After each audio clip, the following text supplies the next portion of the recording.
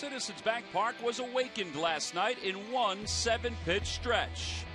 The Big Piece connected deep for the first time in 2013 to start the offensive parade, and his teammates jumped in line as the ball jumped out of the park on a warm April night in South Philadelphia. A Phillies lineup swinging in tune is a dangerous stretch for any opposing pitcher.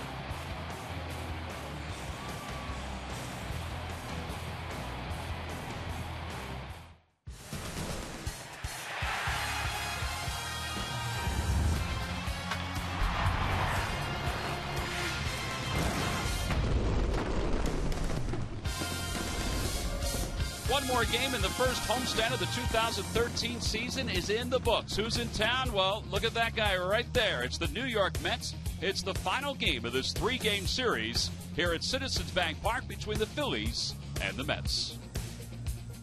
Hi, everybody. I'm Tom McCarthy, joined by Chris Wheeler. Last night, the Phillies had an offensive explosion of sorts. It was nice to see them jump out to a 4-0 lead and then tack on to that lead. They had some home runs, and they also had some pretty good base running. And Michael Young seemed to be one of the big offensive stars. Oh, he sure was, Tom. He flirted with his cycle, something he's done a lot throughout his tremendous Major League career, all of it in the American League until this year. But Michael Young got it started last night for him with this base hit in the center field.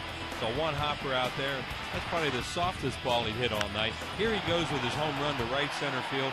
Already seen with tremendous power. He can drive the ball the other way. Then he decided next time up, I'm going to pull this one, hit it out into this area in Citizens Bank Park, and you can get some triples if you can run a little bit. And this guy can run. See him get to third base with no problem as he slides in there with a triple. He wasn't able to get a double in his last time at bat. But this is what Michael Young has done throughout his amazing Major League career. Just a tremendous hitter, well over 300, so many years, 6 times 200 or more hits, and the American League batting champion. Well, you get a new player during the offseason. Even though you've heard a lot about him, you wonder, what's he really like? Well, let Michael Young tell you what kind of player he is. I'm going to play hard every day for him. That's the one thing I can guarantee him. Going into every game, even if we have Roy Halladay, Cliff Lee, or Cole Hamels on the mound, you can never guarantee if you can win. But I will guarantee him how hard I'm going to play every night. And that's one thing they're going to get from me every game. I'm looking forward to it. And, effort. Bottom line, effort is what they're going to get from me. Well, this guy's just a baseball player, and he's fun to watch. He is fun to watch. Last night was the 29th time during his Major League career that he was one hit away from clinching the cycle. All right, how about the first 8 or 9 days of this season? How about some of the streaks that we've seen so far with this Phillies ball club? Yeah, they've had some positive things. You think about the games they haven't been able to win, and that sometimes gets on your mind, but then you forget about a lot of the good things that have happened so far. See, Chase has been on base in all 8 games. Jimmy Rollins has reached base safely in the game, all the games so far. The Phillies, they seem to steal a lot of bases around here without being caught. And the Mets, well, they have homered in all 8 games, and maybe Kyle Kendrick can put an end to that tonight. Yeah, John Buck has 4 of the home runs during that stretch, including 2 in this series. So it's the final game of the 3-game set between the Phillies and the New York Mets. It will be Kyle Kendrick on the mound for the Phillies. He'll be opposed by right-hander Jeremy Hefner. When we get back, we'll have the lineups and first pitch for tonight's ball game. Phillies baseball is brought to you by Toyota. See where Toyota takes you. Test drive one at your Toyota dealer. Toyota, let's go places. By Xfinity, the official HD triple play provider of your Phillies. By Citizens Bank, where good banking is good citizenship. Isn't it time you experience good banking? And by Independence Blue Cross. We're creating a more coordinated healthcare system that is built around you. Independence Blue Cross, changing the game.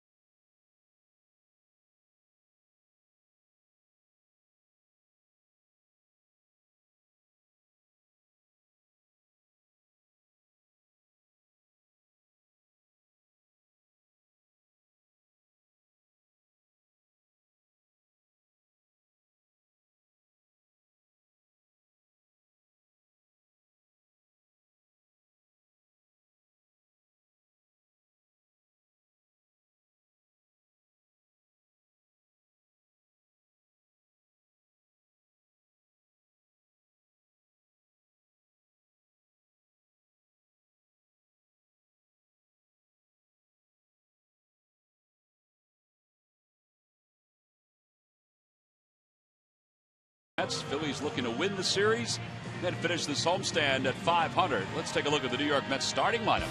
It's brought to you by Xfinity, your home for the most live sports. Leading it off in center field, Jordany Valdespin. Daniel Murphy bats second. David Wright hits third, followed by Ike Davis and John Buck. Lucas Duda's in left field. He'll bat sixth. Mike Baxter seventh. Ruben Tejada will hit eighth at shortstop. And batting ninth at pitching is Jeremy Hefner. And they'll face Phillies right-hander Kyle Kendrick. Kendrick in his first outing was very strong through 4, okay through 5, and then got lifted in the 6th inning. And he suffered the loss in the game against the Royals on opening day. First pitch of the night is taken inside and low. It's 1-0.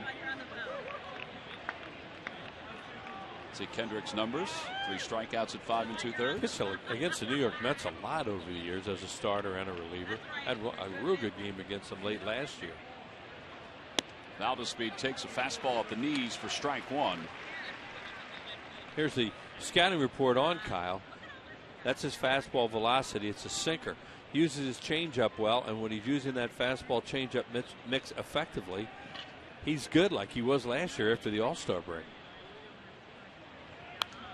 Out of play, it's 1-2. His last outing, he did use his changeup, but it wasn't as effective as his changeup was last year overall as an out pitch, or at anywhere during the course of the count, or the year before. His numbers were ridiculously good when he threw the changeup last year. Yeah, and it really helped him with the left-handed hitters. Average against Kendrick when he threw the changeup was 213.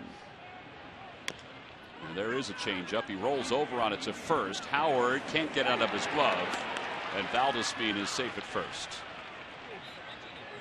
And they'll score that at infield single for Valdespin. Real good communication there between those two. As you could see, Kyle was reading Ryan Howard going for the ball, so he broke for the bag. And I think they get him if he can get the ball out of his glove cleanly. Watch how they have to read this. They practice it all the time. But when he can't get it out of his glove, then Valdespin can run a little bit, goes in head first, which is always dangerous. Yeah, Ryan was kind of falling away from the bag, so that put less on the toss. So leadoff single for the Mets. Here's Daniel Murphy, who has 3 doubles in the series, overall hitting .333. Last year he finished with 40 doubles. So the fact that he has 3 in the first 9 days of the season is not that much of a surprise.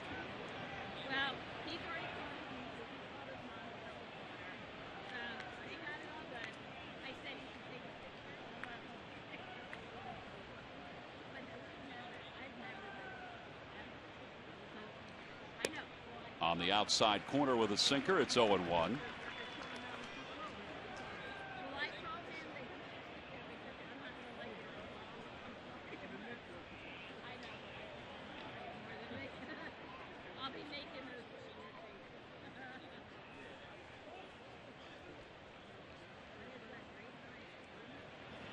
Phillies sent up to turn 2 as Murphy fouls it back.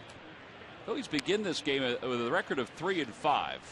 They find themselves 4 games behind the Atlanta Braves for the top spot in the East. The Mets, meanwhile, 5-3. And as Charlie Manuel has said over the last couple of days, it's really too early to worry about where you are in the standings. Just got to take care of some business. And Terry Collins said, well, we got off to a good start last year. We just have to sustain it here in 2013. 0-2 pitch coming. And no by the home plate umpire, John Hirschbeck. Hirschbeck is the crew chief.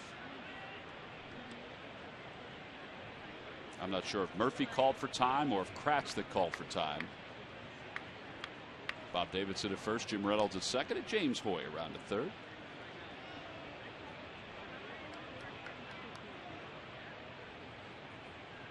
One ball, 2 strikes the count. Outside, 2-2.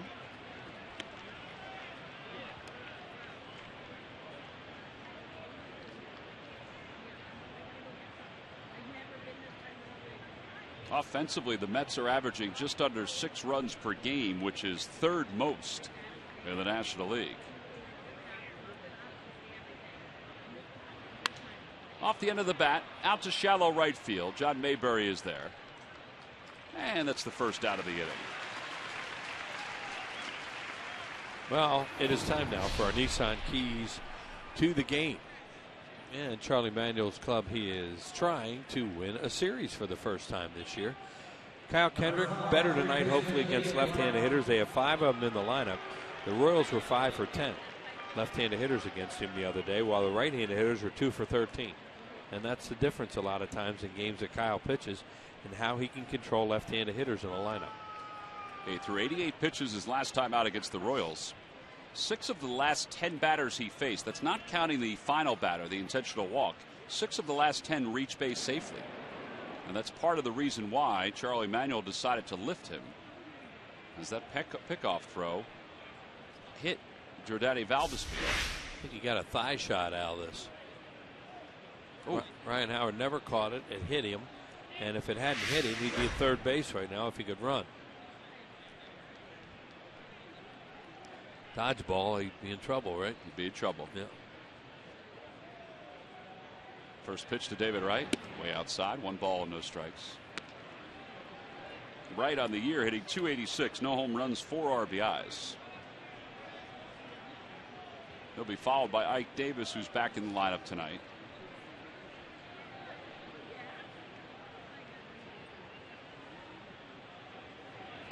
There's a changeup, and it's 1-1. Yeah, and he throws it to right-handed batters too. Obviously, you see there by David Wright, swinging and missing at one. But the pitch to the left-handed hitters when he uses it really is effective, and he can throw a cutter in on lefties too to get him off the plate a little bit. Throw the cutter to a right-handed hitter like Wright for something going away from him.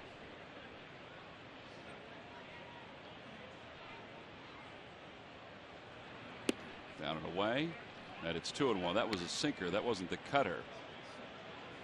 12 pitches so far, the first. Kendrick was asked after the ball game if he is during the home opener about being lifted from the game, and he had some interesting quotes. Charlie Manuel came back the next day and said, "I'm okay that he said that. I want him to want to finish the ball game.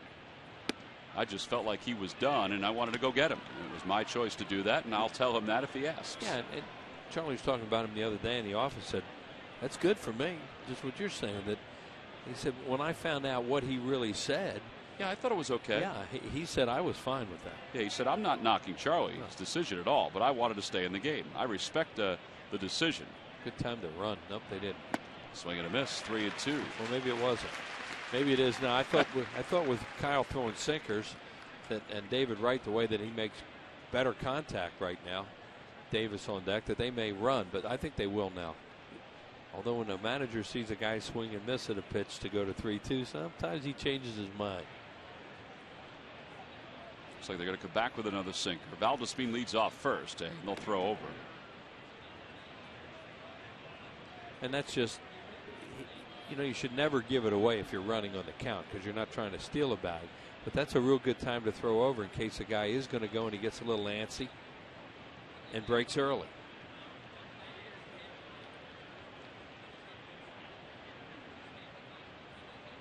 Runner goes. Pitch is hit foul. All they're trying to do right now is stay out of a double play, and that's why they have confidence that Wright won't swing through it into a double play, so they're going to let him swing away here.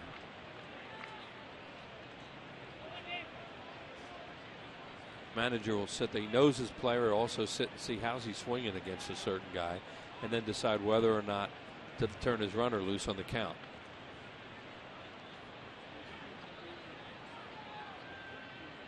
Runner goes again. Pitch is swung on and missed. Kratz's throw to second is on one hop, and Chase Utley digs it out for the final out. A strikeout, throw-out, double play, and the side is retired. No runs, 1 hit, and nobody left. Pretty good pitching by Kendrick to get David Wright, and then what a pick by Chase Utley. And he was able to apply the tag just in time.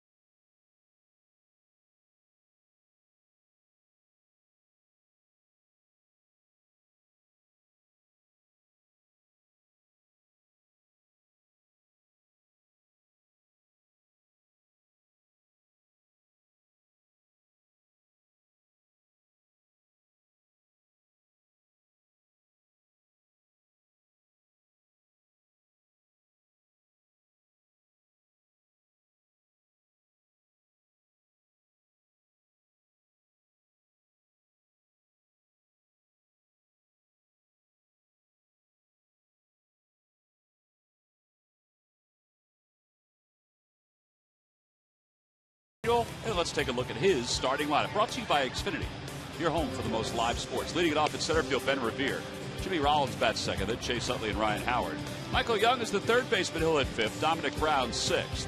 John Mayberry's in right field batting seventh. Eric Kratz does the catching. He'll at eighth. Kyle Kendrick's on the mound, and they'll face right-hander Jeremy Hefner. Hefner, a former fifth-round pick in 2007 by the San Diego Padres. His first start, he was 0-1 with an earned run average of 1.50. A couple games against the Phillies have won. He won it, and he hit a home run off Joe Blanton in the other start last year against the Phillies. He didn't get out of the first inning. Here's the scouting report on him. That's where he'll throw his fastball, average around 90. Likes fastball slider mix, also throws change curveball. And last year, you see those 13 earnings. Well, a lot of it had to do with the 7 he gave up in one inning. Yeah, 7 earned runs on 6 hits. All singles. Phillies were hunting and pecking against him in that game and knocked him out in the first inning. 0+ was his line. Ben Revere is ahead 2 balls and no strikes in his first at bat. Revere 229 this year with no home runs, 2 RBIs. 6 hits and a walk, and they all scored because whoever came in after him gave up inherited runs. Now, that first start that he made when he hit the home run on the 29th of May, he allowed 3 runs on 6 hits in 6 innings. He struck out 4. Down low, 3 balls and 1 strike. He hit a home run right down the left field line off Joe Blanton in that game. Big Joe Blanton. Big Joe Blanton. Who's with the Angels now. LA Angels of Anaheim. Ball 4. Revere draws a leadoff walk. The Lucky McDonald's Phillies home run jackpot contestant is Suzanne Falcone of Drexel Hill. Phillies hit a home run in tonight's ball game, and Suzanne will win $100. Jimmy Rollins comes to the plate. Rollins 5 for 20 on the homestand. He's hit in 3 straight. His average at 294. He's reached base safely in every game this year. And also reached base safely in the final 8 games of last season. And you got to keep an eye on Ben Revere. Well, he likes to run. He likes to run early. You have a couple options here. Steals a bag, or they're cheating up the middle. Jimmy has that big hole to shoot a ball through. There he goes. Pitch is taken for a strike. The throw is high. Revere is safe. Did he get off the bag? Yep, he did. He slid right past the bag, according to the second base umpire, Jim Reynolds.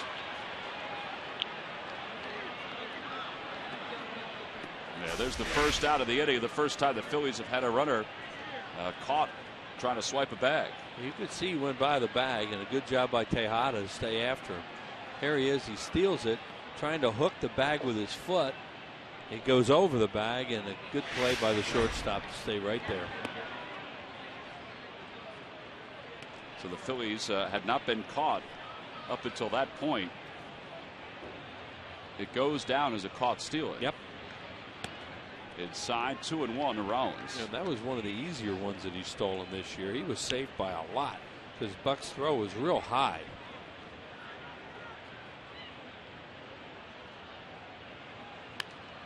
Rollins fouls the fastball away. It's 2-2. It's a good job by the infielder too. You know, sometimes they don't watch. They don't stay with a guy. And Tejada did, and he got him.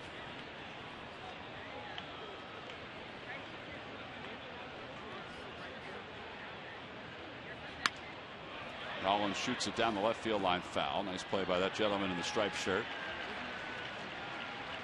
That is what we call a room service hop. Yeah, that was a nice one. Long hop.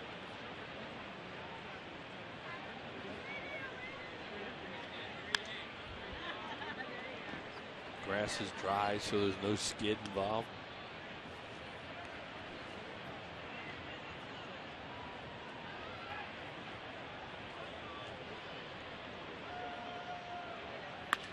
Rollins lifts it to right field. He was misread by Baxter. It's over his head. A 1-hop off the wall. And Rollins pulls into second with a misjudged double. He'll take it. Yeah, he kind of drifted on that thing, and you could see he was struggling with it. And it took off. It's warm here again tonight, obviously, with the record temperatures in the Delaware Valley today. So the ball's going to fly. See right there, he just didn't get any kind of jump. Then he drifted, never could catch up to it. Baxter last year made an unbelievable catch when Johan Santana was going for the first no-hitter in Mets history. In left field, he actually slammed into the wall and came down with a concussion. He hit his shoulder really hard on that wall. They were showing that tonight, in fact, on some of the big plays of last year and all the no-hitters and perfect games there were in Major League Baseball. Chase Utley takes a fastball way outside. It's 1-0. Baxter, the guy who used to call the talk shows. Yeah, he was a call-in guy from Queens. Remember you told the story last year before Murph got to tell the story last year? I really felt bad about that. Murph got over it, though. He's a pro. Murph, you want to tell that story again, or you want to just let it go? I was actually just talking about that story as you guys were talking. There's a strike. It's 1 ball and 1 strike. Well, it's like when a guy's on base and he has a green light, but once the manager gives him a hold, every once in a while, you're going to give me a hold on those. Utley with a home run and 7 runs batted in. Like Rollins, he's reached base safely in the first 8 games of the season. Well, third baseman right is way off the line. It would be tough for him to beat Jimmy Rollins. That ball's hit well to center field. Valdespin going back to the warning track to the wall. It's gone! Straight away center field for the 2nd time this year. Chase Utley, a 2-run home run, and the Phillies take the early lead. Well, that's official. It's jumping. He crushed that thing with, well, you don't expect a center field home run, and that Chase Utley has 2 of them now that he's hit out to center field. The one in Atlanta and now that one. Talking about Jimmy stealing third, you don't have to worry. That was a sinker, it looked like, down out over the plate. Good quick stroke and right into the hedges. You see Hefner's reaction. Suzanne Falcone of Drexel Hill, you've just won $100 right out of the chute at our McDonald's home run jackpot. So after the misplayed ball in right field by Baxter, there was no misplaying that ball by Utley. Now the Phillies have a 2-0 lead. Yeah, they took advantage of that after they made a mistake on the bases when Revere overslid second. Chase now 2 home runs, 9 runs batted in. Off to a very good start. Ryan Howard down the left field line. Phillies now have a player with more than 1 home run. It had 7 guys with 1 homer.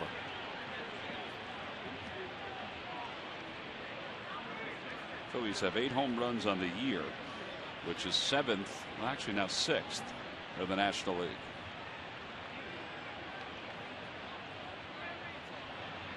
Howard, a swing and a miss. It's 1-2. Here's Ryan Howard, has 1 home run. It came last night off Dylan G. The first of 3 they would hit off the Mets right-hander in 5 pitches.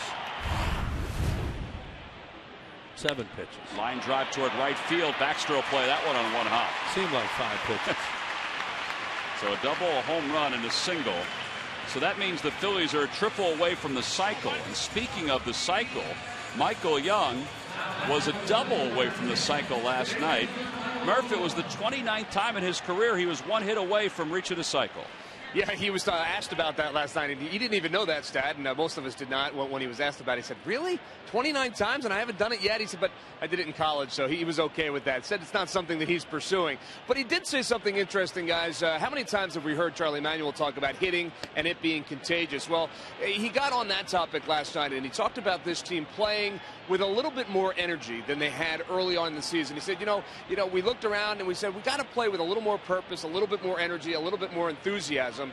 And, someone followed up and said, well, when was that conversation? And he said, you know what? It's not so much a conversation. Sometimes with veteran players, all it takes is a word or two at like 7:02 before they run onto the field for the first time. They look around at each other, and everyone gets the picture. He said he thinks he saw that last night, and he's hoping it'll continue, obviously throughout this homestand and when they head out on the road, guys. Well, he's got the count even 1-1. He lays off. It's 2-1. Well, that statistic about being 1 hit shy of the cycle 29 times was provided by Dennis Deach of the Daily Times. Yeah. As you said, Murph, the reaction was priceless for Michael Young. I asked him about that today. It's 22 times where he needed a triple, 4 times where he needed a double to get the cycle. And what else did he say, Murph? That if he hit a ball into the gap last night, he couldn't guarantee that he wouldn't have gone for a triple and just discarded the double. Yeah, he was asked about whether or not it's something that, he strives for, and he said no, not really. It's not even something he thinks about. He didn't know those numbers, and he said if in his final at bat he had hit one into the gap last night, it's not like he would have stopped at second in order to keep that cycle intact. He would have head on to third if he thought he could get there. And, if a cycle happens for Michael Young, I'm sure he would take it, but it's not something he's pursuing. All right, well, he's got the count full, 3-2 with 1 out here in the first. Potential running situation here, although with Ryan Howard running, it's a strikeout double play. He doesn't go. Pitches down low, ball 4, and now first and second for Dominic Brown. And Dan Worthen's going out, 2 walks in the inning. You can tell that Young is really swinging the bat well because he took some tough pitches in that at bat. Tonight's ball game is also available in Spanish. Just use the SAP button on your television or change the language through the menu on your cable box. So Dan Worthen goes out to the mound, talks to Jeremy Hefner. Well, what he's doing right now is trying to keep him out of a big inning here, settle him down. The Phillies jumped out and had 7 runs on the board last night before they could blink, and were never ahead with the way Lee was pitching. They have had some leads in games this year, as everybody knows, and not been able to hold some of them.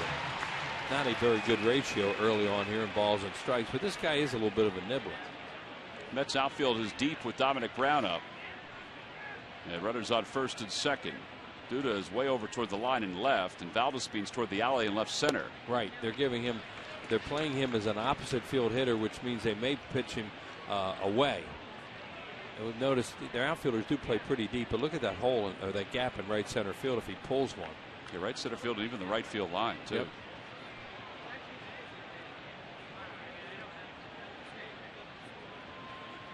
Brown is 2 for his last 13. Well, that's 2 things. It either means they're going to pitch him away or they don't think he's going to pull the ball.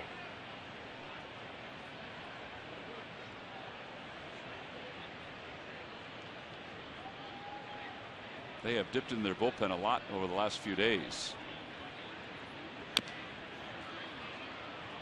And I say that because Hefner's already at 28 pitches. It's only 2-0.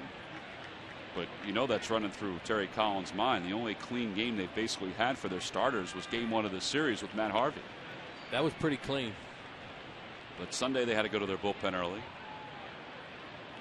Yeah, they had a pretty good run. They had a pretty good run with their starters at the beginning of the season too. The first few games. That one's hit well. Deep to right field. Down the line. It is gone! Second deck home run for Dominic Brown. A 3-run shot, and the Phillies are on top 5-0.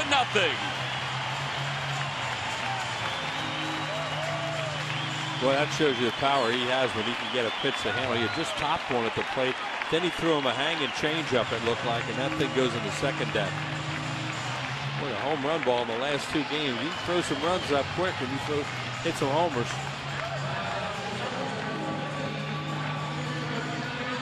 Watch this pitch where it is.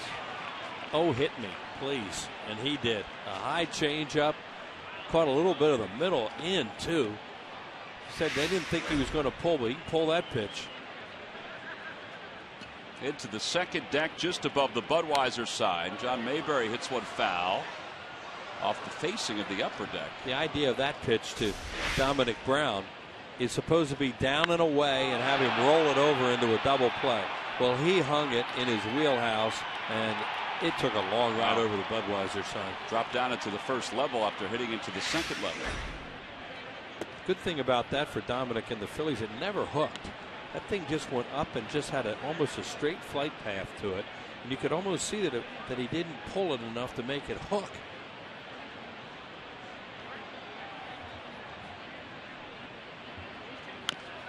Ground ball fouled. It's 1-2 to Mayberry. Mayberry homered in last night's ball game. His was a sizzler.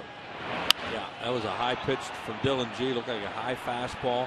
Boink, right off the pole. And then these fans had so much fun with it. And we got to meet them tonight. Now there you go, Wheels. Yeah. Getting a chance to meet the Richardsons. That was fun. It came in the booth and They were as excited tonight as well, not quite as excited as last night, but still pretty excited. Somebody asked them if they had gotten the ball back yet. They said no, they're still waiting for John Mayberry to sign it. And John was going to sign it. And there is the baseball. So John must have signed it at that point. Yeah, well, it took her a while to remember that she had the ball and lifted it out and said, wait a minute, let me take the picture with the ball. So that's a great idea. It's Laura and Nolan. They were on the left, and Demir, their grandson, was next to Wheels. Next to Uncle Wheels. Eric Kratz now the batter. 5-0 Phillies. And Kratz takes low. It's 1-0. Everybody's crazy uncle in the attic.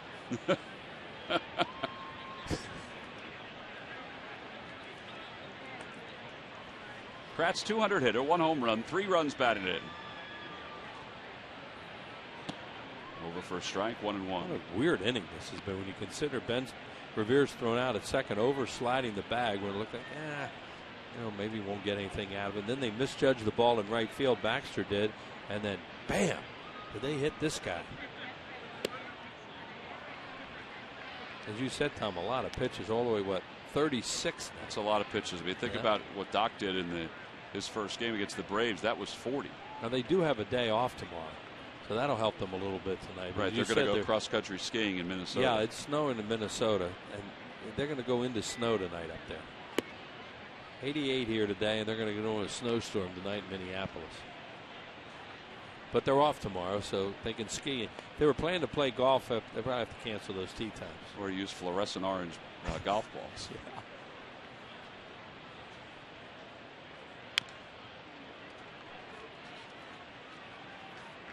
Now Kendrick looks up, and he was up 4-0 his last start. Looks up now, he's up 5-0. Don't even look up. No, but it's 5. It's not 4. That 4-0 is a bad number.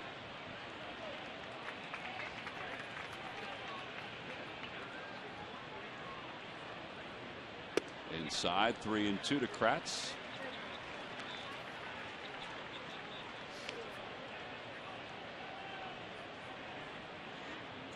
Now this will be the 40th pitch of the inning for Jeremy Hefner.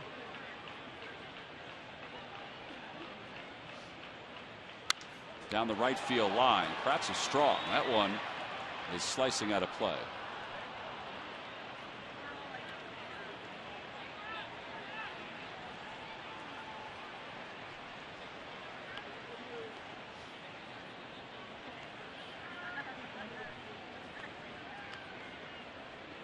Phillies are enjoying these 2 warm nights. Have warm weather all weekend, of course, going down to Miami. Kratz broke his bat. The head of the bat goes out toward the infield dirt. Valdespin makes the catch at center. Side is retired, but the damage is done. It began with Chase Utley, his 2nd home run of the year, to straightaway center field. That made it 2-0 in favor of the Phils. And then a few batters later, Dominic Brown hits a towering home run that shoots in and out of the second deck. And the Phillies lead it 5-0.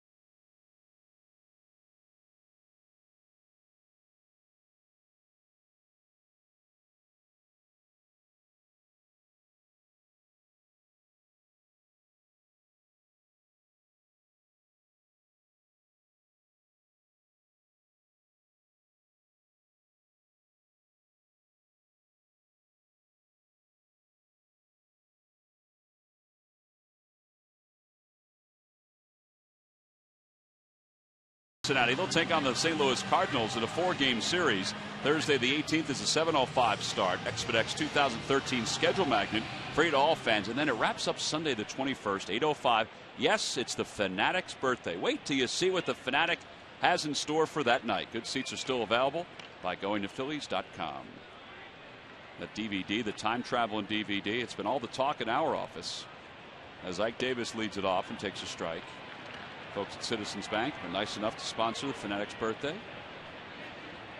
It's always a fun day. Lots of surprises.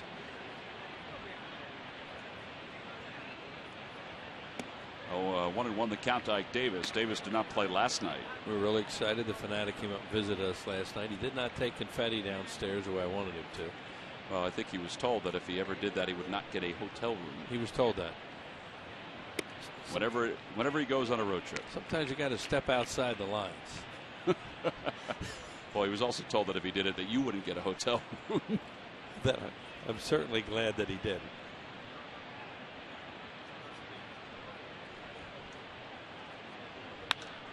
Fly ball, left center field. Dominic Brown is out in left, dancing around, makes the catch.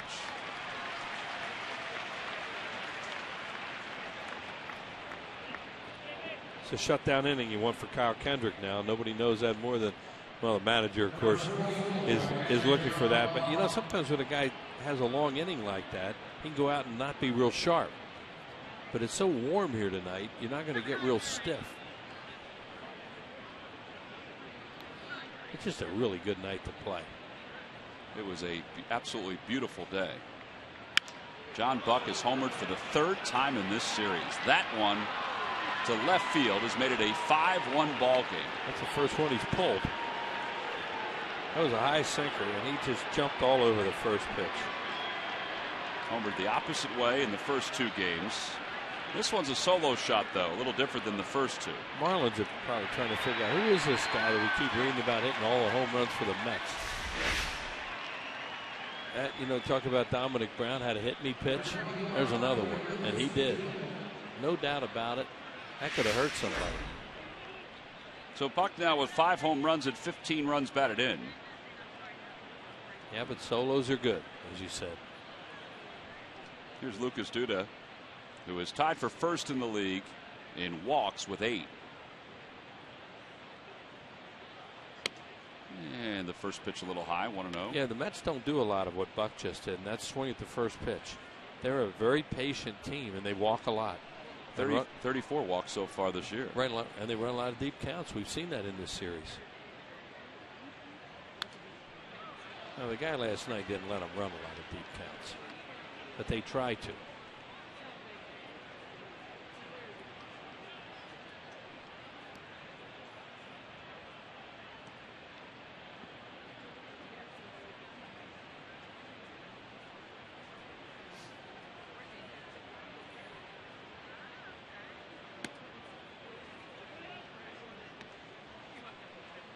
Two balls and 1 strike to count to Duda.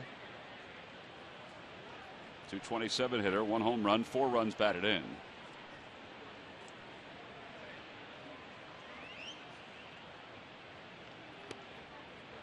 Just off the outside corner with a changeup. It's 3-1. By the way, we have the distances on the home runs for Utley and Brown. Without even looking, Wheels, which one do you think went farther? Well, you would think Browns would, but with the coordinates, sometimes you get fooled. It's kind of a cop-out, Wheels. Yeah, well, because the stadium gets in the way of how far the ball would have really gone. Well, you are correct with that. So Chase's is probably longer, although Dominic's would have gone further. Dominic Brown's home run went an estimated 408 feet.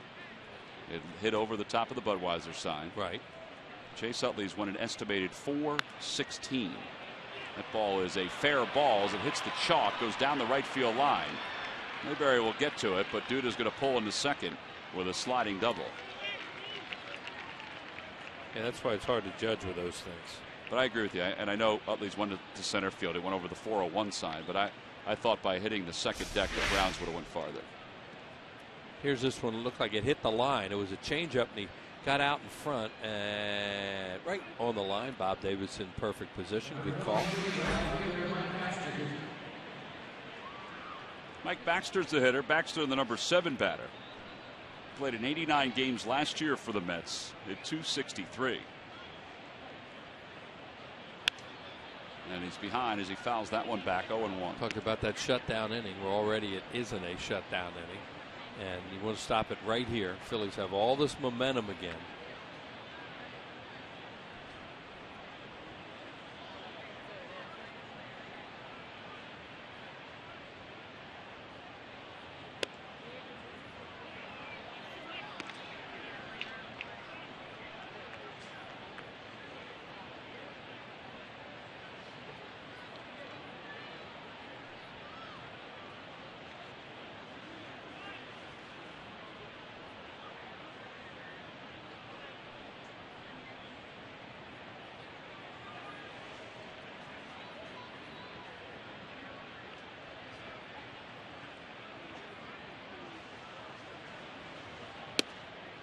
Just missed again, and it's 2-1. Turn around taking a look at Lucas Duda, but if ever a guy is not going anywhere, it's Duda.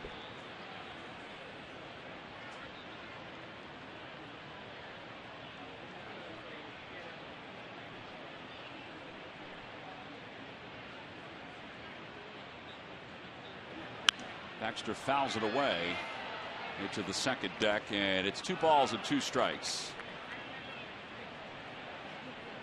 One out here in the top of the second. It's 5-1 Phillies on top. 2 home runs for the Phillies, 1 home run for the Mets.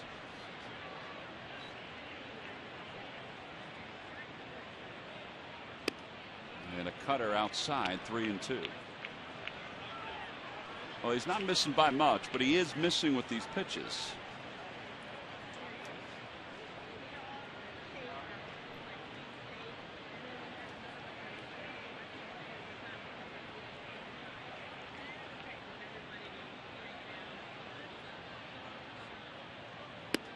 Ball 4, that puts 2 on.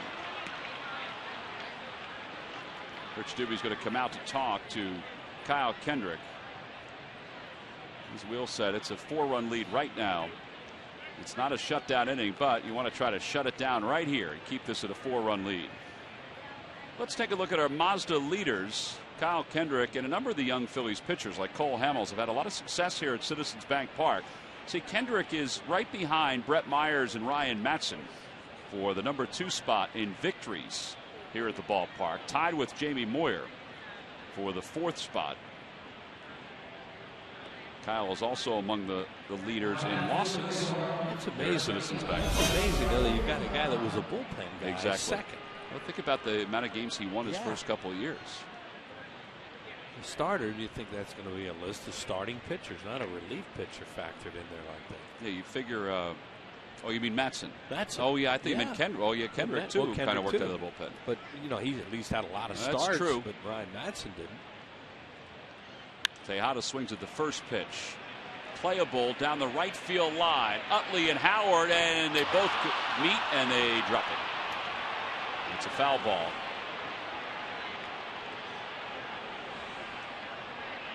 Had a big break there when Tejada swings at the first pitch, and he's going to make an out here. Now Ryan Howard collides with him. The 2 of them were running side by side, and neither one of them gave in. They call it a no play. So no error charge to either. It looked like Howard actually had it. Yeah, it's an easier play for Chase Utley if he could call Ryan Howard off and get him out of there because he has a better angle. 0-1 the count to Tejada. And a liner to right field. Mayberry's going to let it play. He's going to play it on 1 hop. Duda's going to stop at third. And now bases are loaded with 1 out. Yeah, there's, you know, it's supposed should have been an out.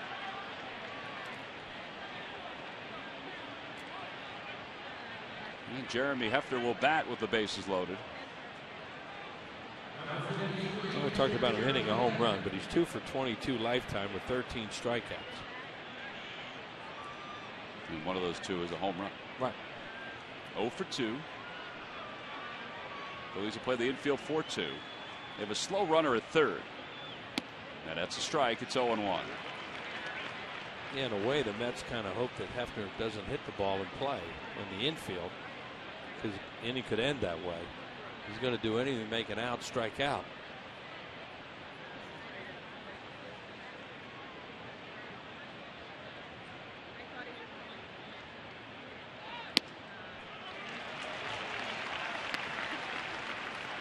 Let me give him a take here. If he strikes out, he strikes out. It's only kidding. You know, they're caught in between on these. You know, get a hit, but just don't hit at an infielder. Here comes the 0-2 pitch from Kendrick. Down low, 1-2. 3 straight sinkers.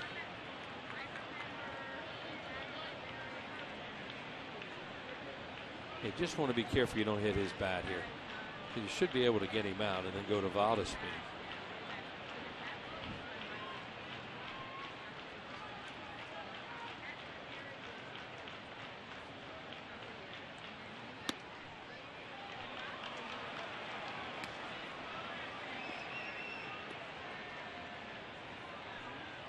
Well, Rich Doobie so far has marked down 39 pitches for Kyle.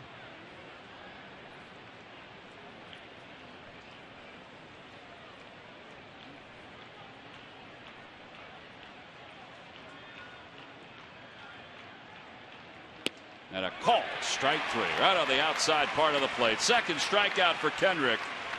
And there are 2 gone here in the second, and we'll spin back to the top of the order. That's a good tie into this guy's name. Spin back. You know, I didn't even try. It was good, though. Thank you. I appreciate that. Even though in Spanish he's a speed. Valdespin. Jordani Valdespin reached on an infield single his first time up. Played in 15 games in the minor leagues as a center fielder, but because the Mets have this revolving door at all 3 of the positions in the outfield, with maybe the exception of left. It's the only time he's really going to get a chance to play is they put him in center field or right field or even left. He takes a pitch low. It's 1-0.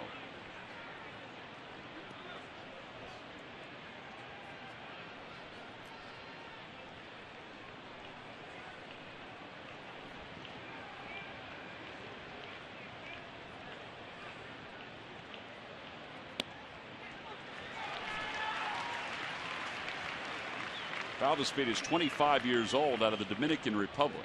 I think he was upset with himself then. I think he might have been. That he took that pitch.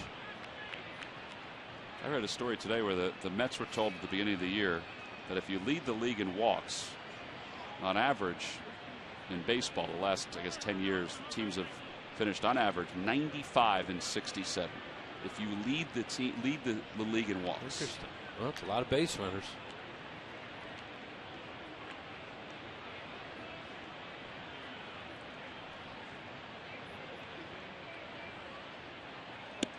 That came inside, 2-1. That was a cutter from Kendrick.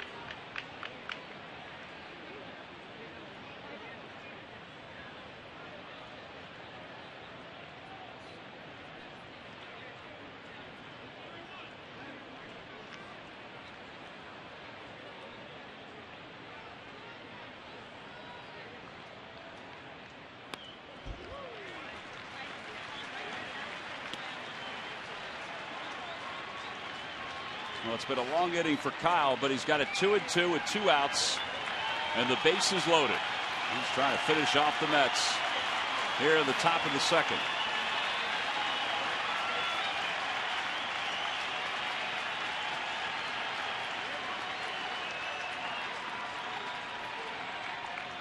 And the pitch outside, 3-2. The runners will be off. Duda's over third. Baxter's at second. Tejada's at first. The third full count of the night for Kendrick. You have Murphy on deck.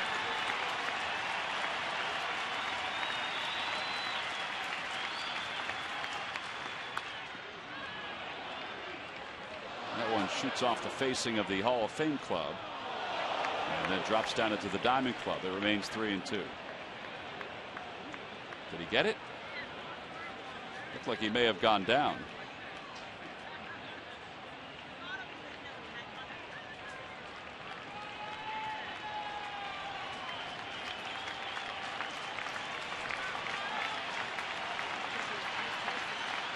We go again with the count, 3-2.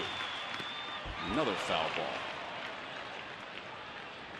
This guy's not trying to hit a single here. No, he's trying to hit a grand slam. He hit a 3-run homer off Papelbon to beat the Phillies a game here last year on a split. Look at this swing. That is not a give-in swing. Ooh. It's not the old shorten it up with 2 strikes and just make contact. Right.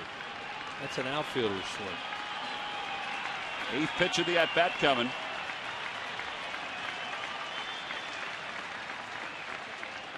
Popped him up, and Kratz will give it a look, but that's going to be back into the Diamond Club. And we'll go again.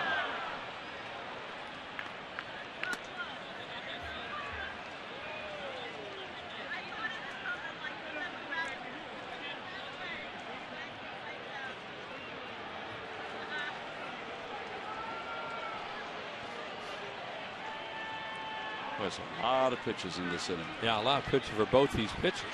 Inning and a half right now, not complete. Kendrick's ready. And again, the 3-ball, 2-strike pitch. And on the inside corner, called strike 3. Threw a 2-seamer, and it came running back over the black. Now the speed is rung up. 2 strikeouts in the inning for Kendrick, and he leaves them loaded. Well, it wasn't the shutdown inning he was looking for. He allowed just the 1 run, though. That's a pretty good pitcher to battle back for Kyle Kendrick.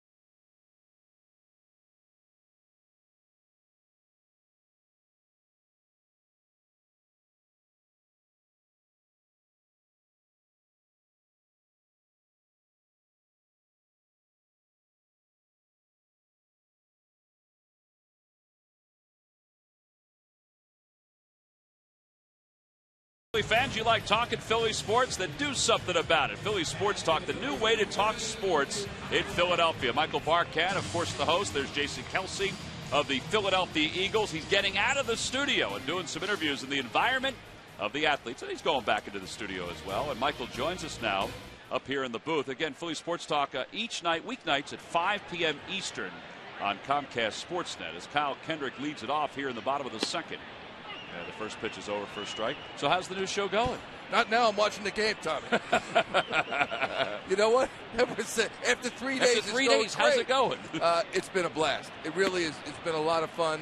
We added an additional segment, and I think it juices it up. And as you said, it allows me to go out in the field a little bit, talking to Ryan Howard. It was great. Peter Laviolette, Jason Kelsey, and also some of the interviews that we have via satellite. It's just been a blast. Hey, you do. We're talking about that. You do such a great job in the studio. Now you're going to go out a little bit. What's the key to sitting down doing a good interview with someone? I think it really is having an interest in what they do. I think it's having knowledge in what they're about, and I was like injecting a little bit of humor. We are talking about sports. It's got to be funny. Yeah, and I know it's the lifeblood here in Philadelphia, and you don't want to be clownish, but at the same time, there's room for lighter moments. So I think there's that. But also one-on-one sometimes allows. I know even with the Phillies, when we were doing the other show, sometimes they feel like they're on the field, they got the headphones on, and they can't see who's talking to them. Right. So here I am. And it's flipped on the back, and they're trying to think, okay, I can't move around or anything like that. Exactly. So it's allowed us to go out and to be able to do that, and certainly the panelists that we've been able to have on the show, Rich Hoffman from the Philadelphia Daily News, Stan Hochman's going to be joining us. We've got our own John Gonzalez from CSNPhilly.com who's been with us. He'll be with us tomorrow. Tim Panaccio today talking about the Flyers. There's a Ooh, come on, Ben, let's go. Sorry, I'm impartial when I'm watching the Phillies. He needed one more bounce beyond the bag in order for him to beat that out. But in all seriousness, it is such an honor to be up in this booth to sit between the two of you, and we've all done a lot of stuff in our careers, but when I come in here to sit with you two guys, it really is, you got to brace yourself. I mean, look at this view. It's a great view. Look what you get to do. Best view of it. Well, you know, it's so good that Wheels used it as the title of his book, A View from the Booth. I know that. You know why? Because I've been pubbing it for about 3 years. I have I've read all 4 copies with Hal Gollins. Just so you get the paperback. That's all. Exactly. Hardback, paperback. Right. E-book, everything. E-book, I've got it all. You're great, Huge Michael. Chris Wheeler fan. And it's a great read. Thanks, Michael. Rollins lifts that one to left field. All right, this is going to be a very fast bottom of the second. So weeknights at 5. Weeknights at 5. Interactive. Yes. Interactive. Tweet some questions. We'll have tweets. We've got athletes' tweets. We've got live interviews. Most of the show is live. It's been a blast, and we're looking forward to what's coming up. Michael, thanks best so of luck much as always, for buddy. having me, guys. All right, Appreciate it. We'll be back with the top of the third right after this.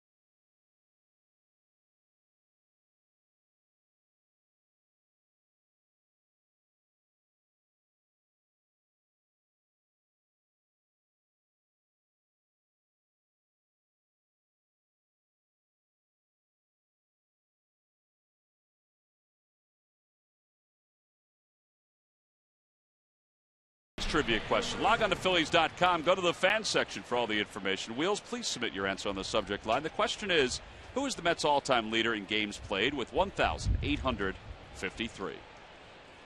I don't know, but it just got really cool and the wind's blowing like the crazy. wind is kicking up as we go to the top of the third. With the Phillies up 5-1. Murphy takes a strike. It's 0-1. Obviously, with the record temperatures, as we talked about in the Delaware Valley the last couple of days, there is a threat of a thunderstorm or two. Foul ball, it's 0-2. It's like it's the middle of summer. It feels like something's kicking up. There's the wind there. It's a blowing. 0-2 pitch coming to Murphy. And a called strike 3. Boy, that two-seamer.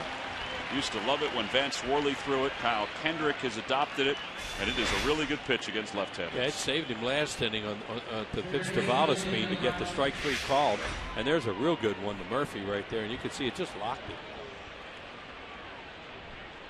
Left-handed hitter quits on that, and you don't blame him because it starts at Adam, and next thing you know, it runs over the plate. Now with one out, David Wright, who struck out his first time up as the hitter. 4 strikeouts now for Kendrick. That was Mets' all-time games played? Games played. Okay. 2 outs.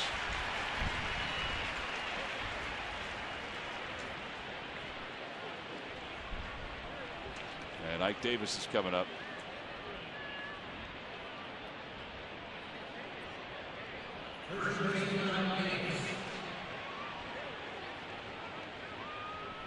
Ike Davis, his first time up, flied out to Dominic Brown and left. If he hits that same fly ball right now, to Dominic Brown. Dominic would, instead of catching it left center, would probably catch it over toward the left field line. Oh, yeah. Might be in the seats. Dominic Brown have trouble hitting that home run right now that he hit in the first inning. The way the wind is, well, there wasn't any wind early. That'll severely slice out of play. Little guy down there tried his best to make the catch on that foul ball, and hopefully he got the baseball. He did. Oh boy.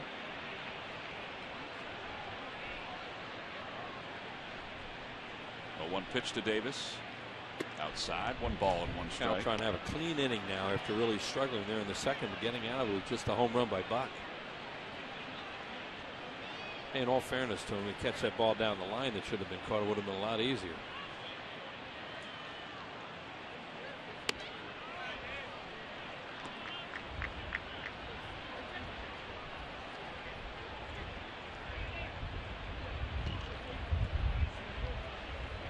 By the way, that home run by Buck, which was his 5th of the year, he did not hit his 5th home run until June of last year. And it's his 15th RBI. He didn't get that until June 24th of last year. Fouled away. It's 2-2.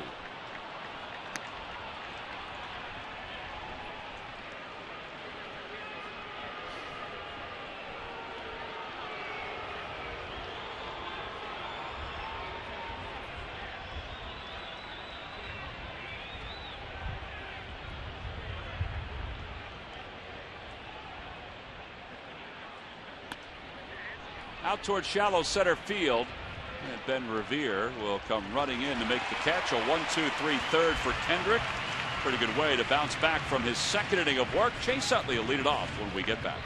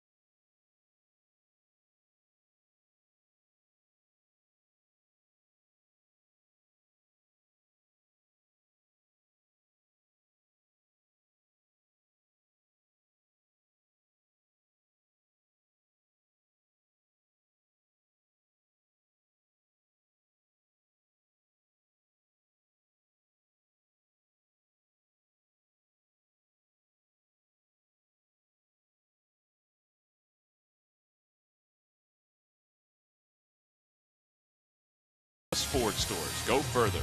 By McDonald's. I'm loving it. And by Thomas Jefferson University Hospitals. Call 1-800-JEFF-NOW for an appointment. Phillies up 5-1, bottom of the third here in Philadelphia. Every time the Phillies retire the opposing team 1-2-3, which Kendrick just did in his half of the third. Comcast will make a contribution to Phillies charities. Phillies baseball is brought to you by Xfinity, your home for the most live sports, giving you all your favorite sports all year long. Oh, as the wind continues to blow here in Philadelphia, Chase Utley will lead it off. Utley homered his first time up. It was a 2-run shot. He takes high from Hefner. Boy, there is a lot of dust and smoke that's just blowing around the ballpark right now. It's windy.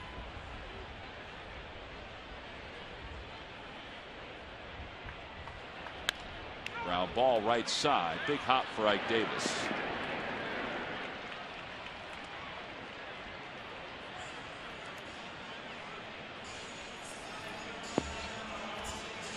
.77 degrees now and windy. Yeah, it dropped pretty fast.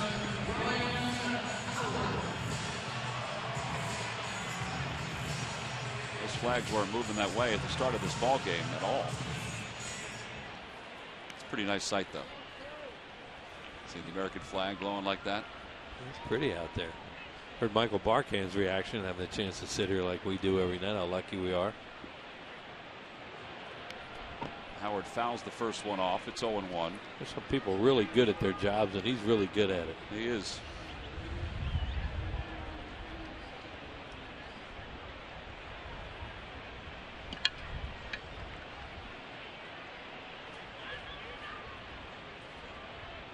Outside, 1 ball and 1 strike.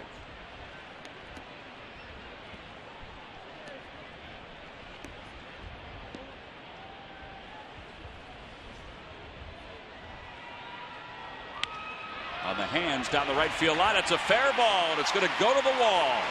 Ryan Howard is 2 for 2. He's going to have to stop it first, though. Baxter got to it quickly. And look, he's going to get his first double for the year.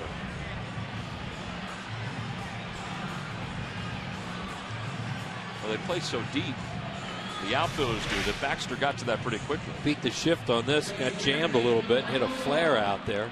He didn't hit a flare, he hit it pretty well. And then it goes all the way to the wall, but you know that it's just tough for him to run. Now Michael Young with 1 away. Young walked his first time up, and he lines that one to left center field. That'll be in for a base hit. Howard around second. He's heading to third. The throw by Duda going to second base, and Young slides in safely. Well, he's a good base runner, Michael Sure Young. is. He watched to see what would happen with Ryan Howard. He knows Ryan can't run that well, but as soon as he saw him commit to third base, he says, I've got a double out of this. If Ryan Howard doesn't commit to third, then he's going to stay at first. There he goes. The ball's in the alley. Now he's thinking double out of the box, but he has to make sure right there, he had to make sure that Ryan Howard was on his way to third base, and now he just goes into second. Second double of the season for Michael Young, and now the Mets will play the infield in on the left side, halfway. And now Murphy's walking in on the right side. Dominic Brown is the batter. Dominic takes way inside, 1-0. Well, they feel that Ryan Howard's not going to go on contact on a ground ball here. And if he does, they're going to play halfway because they know he's not going to get home real fast. Now that's why they're not committed to an infield in here. They're playing halfway.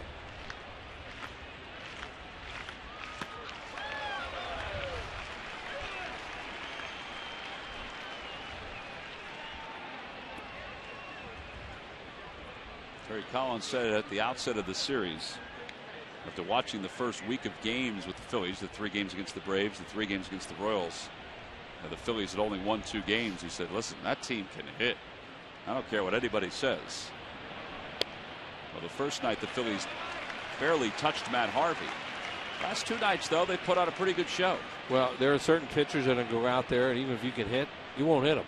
And Matt Harvey's a little bit like that right now. We'll see as the season goes along. He's a very good-looking young pitcher. They pretty much tried to pitch around Dominic Brown after they fell behind him, and now they're going to walk him.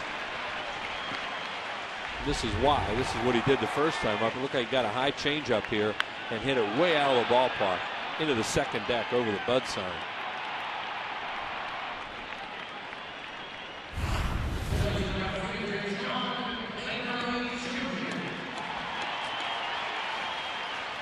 Van Worth on the phone. They're going to have to get the bullpen up. They tried to stay away from it because of the fact that, as Tom said, they've used a lot of pitchers lately, but they're getting into that point right now. Bases loaded, 1 out here in the bottom of the 3rd. And Mayberry pops it up. David Wright leaves it for Tejada.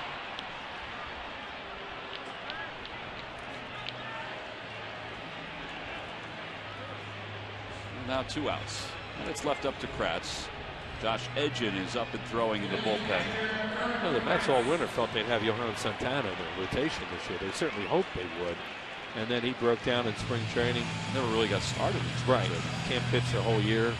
That was a big hit to them. Figure he's not going to be back either because this is the final year of the contract that they owe him. And he's having surgery, or had surgery. Kratz waves at the pitch. It's 0-1. Looks like he was going to swing at a fastball there, and he didn't get it. Got a slide ball.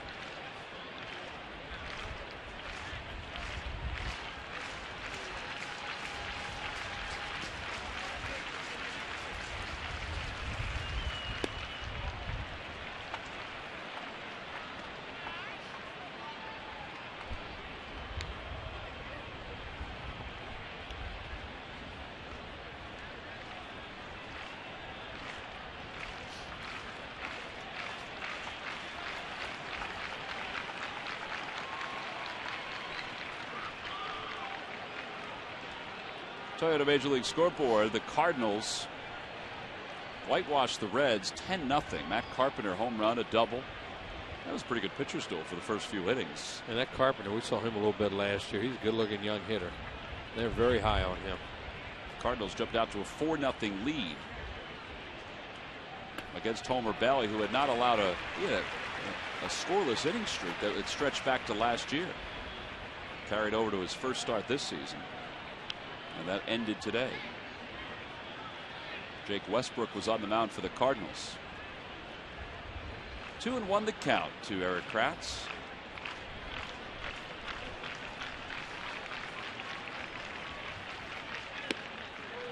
Ooh.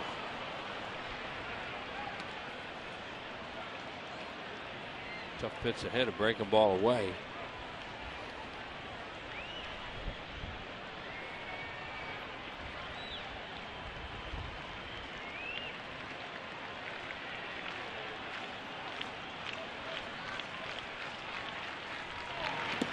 Dirt. Buck is able to stop at 3-2, 2 outs. The bases are loaded. They really committed the sliders in this at bat. 4 out of 5 pitches so far.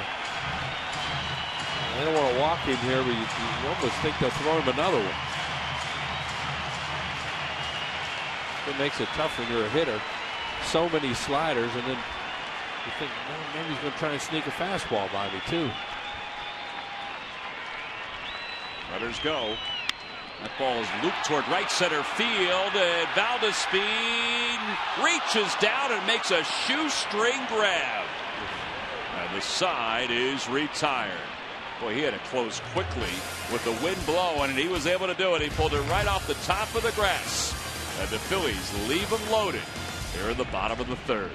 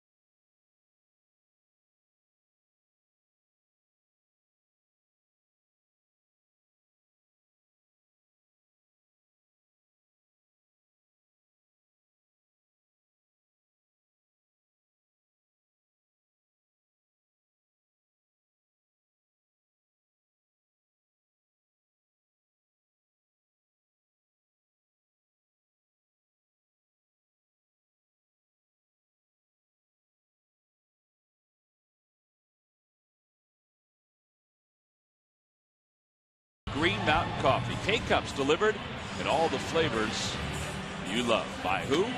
But W.B. Mason. Go to the top of the fourth, and Kyle Kendrick has a 4-run lead to work with. 5-1 ball game.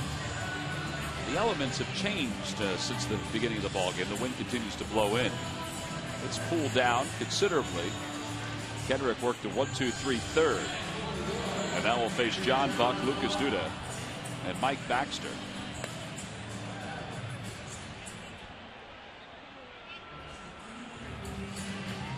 John Buck strolling to the plate with 3 home runs so far in this series. Got to tell you, he's kind of found his stride, liking that little low sinker. That ball coming right back to him as he drives the ball out of the ballpark. He does have power. He's a big catcher. Originally the property of the Houston Astros, traded to the Toronto Blue Jays, or to the Kansas City Royals, excuse me, in the Carlos Beltran trade some years ago. Remember when Beltran hit all those home runs for the Astros, finished out the 1 year with them, and then signed with the Mets. Well, Buck was part of the deal that brought Beltran to Houston, and he went to Kansas City. Checks his swing. It's 1 ball and 1 strike. They do appeal, and no swings says Bob Davidson. Well, hitting is definitely confidence. You start off the way that he has. You hope that it would carry on, but he's been solid. Hasn't been missing a lot of those home run pitches right there in the zone.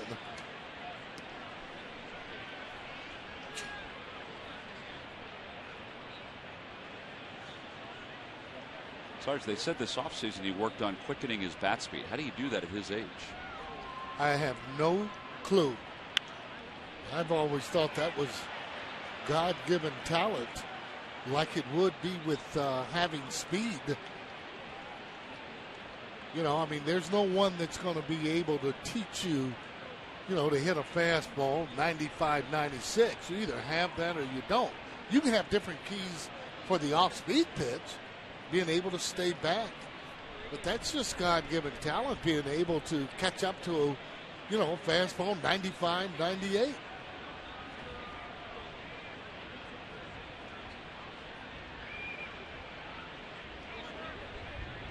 I guess you could shorten your swing a little bit. Maybe that helps with your speed. I don't know. Well, I mean, you can shorten your swing up. When you shorten your swing up, usually, you know, people are talking about that with 2 strikes, where you let the ball get a little bit deeper, not trying to hit that ball out of the ballpark, just putting it in play. That's shortening up your swing.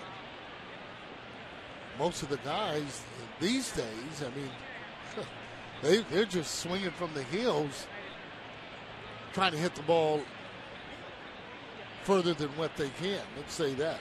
3-2 pitch.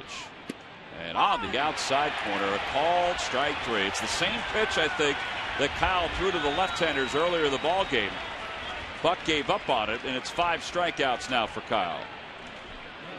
One away. Lucas Duda's coming up, and Murph is standing by with an update on Delman Young. Murph, take it away. All right, T-Mac and Sarge, you know, it's getting closer and closer to getting a chance to see Delman Young play in a Phillies uniform. Ruben Amaro Jr. giving an update on the right fielder, saying that as early as this week, they're hoping that he can play in back-to-back extended spring training games, something that he hasn't done yet.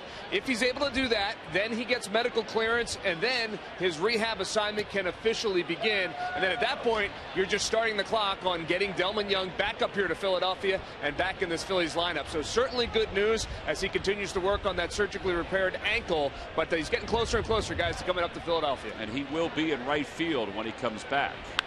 Duda hits that one to right field. It's deep, and it is not coming back. Wow. Holy cow, that one in the middle of the second deck. What? When you hear broadcasters talking about back-legging, well, that's exactly what Duda did. I mean, almost winding up and hitting this ball. They're out of the ballpark. Good extension on that particular ball. Take a look at him. Getting that foot down and take a look at it. I mean, he knows it's gone, too. Once he hits that ball, boy, just rotating good on it. And look how far it goes. Oh, boy. Well, Duda's home run is second of the year. It's a 5-2 game. And here's Baxter. Baxter takes low.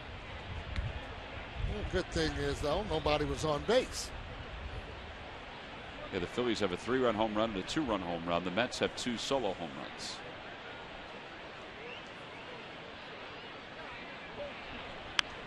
Just to put a topper on Murph's story about Delman Young, it is good to see that he'll be hopefully able to play in some rehab games, official rehab games with a minor league affiliate next week. And it's not a worry about his swing because he's taken a lot of swings. It's just still a worry about the foot. You got to just make sure it's healthy. Well, it better be healthy. You got to be playing right field. Down the right field line. That is a fair ball off the wall. Baxter on his way to second. And he'll stop there. You can't have a bad ankle if you're playing in that outfield. Too many directions you got to go. And not only that, you got to be able to cut that ball off when it's hit into right center or when it's down the line, keeping runners from going to third base like Mayberry Jr. just did.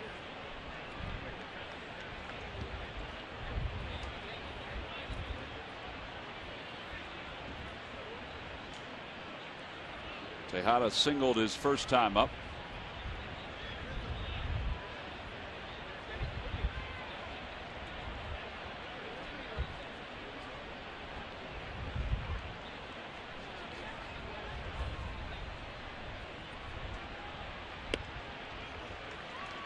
Justin Turner's in the on-deck circle because Edgin continues to throw in the Mets bullpen. So they will pinch hit for their pitcher. If that spot gets up here in the top of the fourth. Low, 1 ball and 1 strike. Well, the way he had been throwing, I thought really they were a pinch hit for him, and when they had the bases loaded in the second. A lot of times managers will go on how the pitcher's throwing, how he thinks he's going to be able to finish the game. And I wonder if part of it is, as we talked about before, they've used their bullpen so much the last few days. Maybe they figured, all right, let me see if I can get another inning out of them or so. Well, if the guys are tired there in the bullpen, that starter, they're counting on him to go at least 6-7 innings. Well, I guess some people might say it's kind of silly to be tired at this point in the season already. Well, I mean, that still though, I mean, it does happen. You get tired from coming into the games multiple times. Keep in mind when you're in spring training, the relievers, they don't throw as many innings, obviously, as the starters.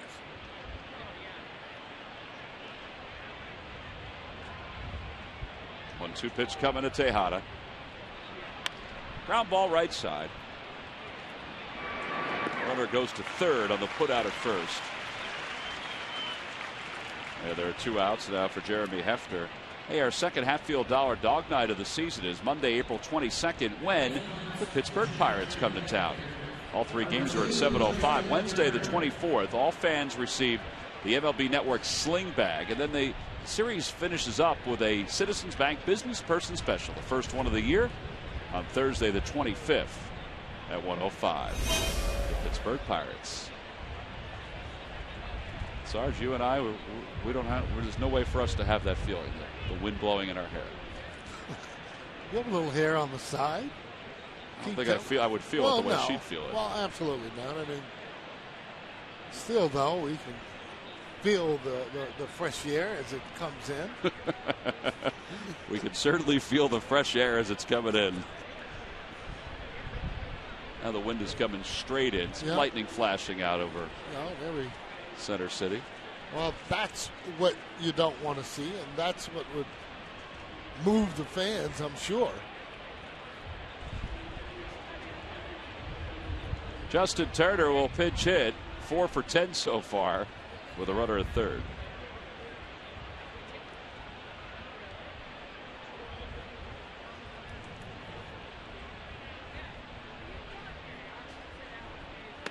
Kendrick's first pitch over for a strike, 0-1.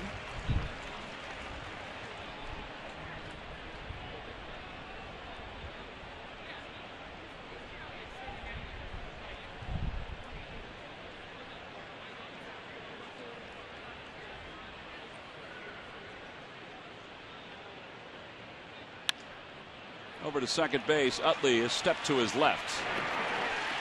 1 run scores in the solo home run by Lucas Duda, but Kyle Kendrick is able to leave another one over at third. On to the bottom of the fourth we go. The Phillies on top 5-2 over the Mets.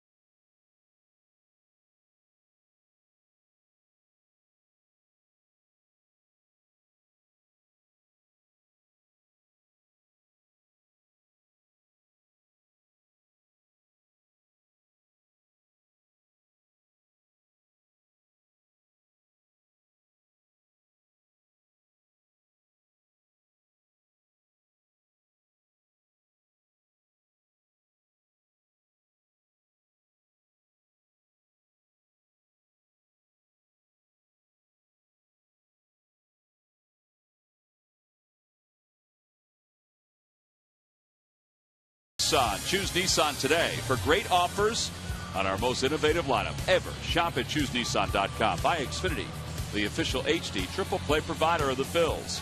And by Chevrolet. Visit your local dealer at ChevyDealer.com.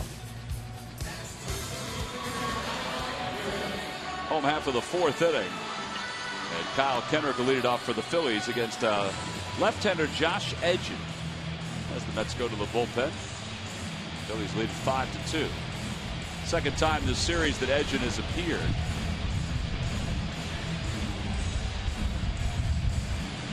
Five games overall, a 2.45 ERA, one strikeout, 3 2/3. It'll be Kendrick, Ben Revere, and Jimmy Rollins for the Phillies. Yeah, anytime they can get that lefty in the pitch of this lineup, that's what most teams want to do. A lot of left-handed hitters in the lineup. For guys like Michael Young, he's got to be loving that, being able to face a lot of left-handers. Well, and that's why he becomes so important.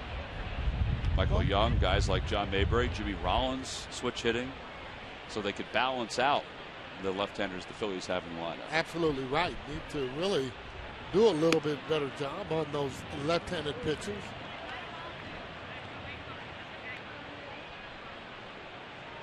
I always want those right-handers to have pride. Pete Rose used to talk about that. It was a tough left-hander, even though he was a switch hitter. I think he'd much rather hit from that left side.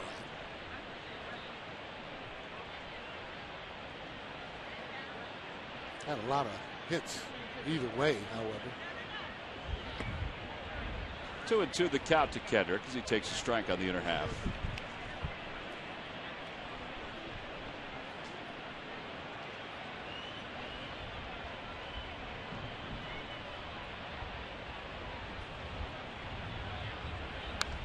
Kendrick fouls it back. Pitchers were taking batting practice again today. Kendrick was not part of it, but he was yesterday. Some pretty good shots that were hit as the rain starts to fall. And now they're going to put the tarp on the field. Well, there was a flash of lightning about 5 minutes ago that caused a gasp from the crowd. I mean, it was a pretty good flash.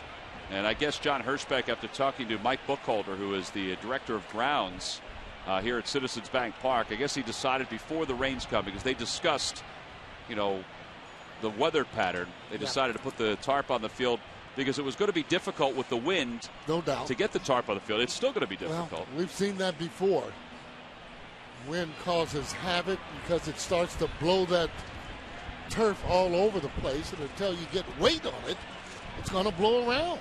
Now, we're told that this thunderstorm it should be fairly quick. I mean, we don't know how long it's going to last, but we're told it's not going to be. Well, I talked with Jim Jackson. He said it'd probably be about a half hour or so. He said he was actually looking at the weather report.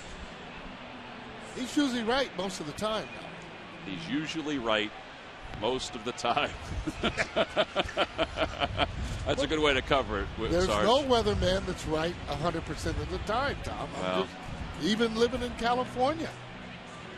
Well, the grounds crew just did a heck of a job putting that tarp on the field. As we said, it's awfully windy, and it is difficult to get it down.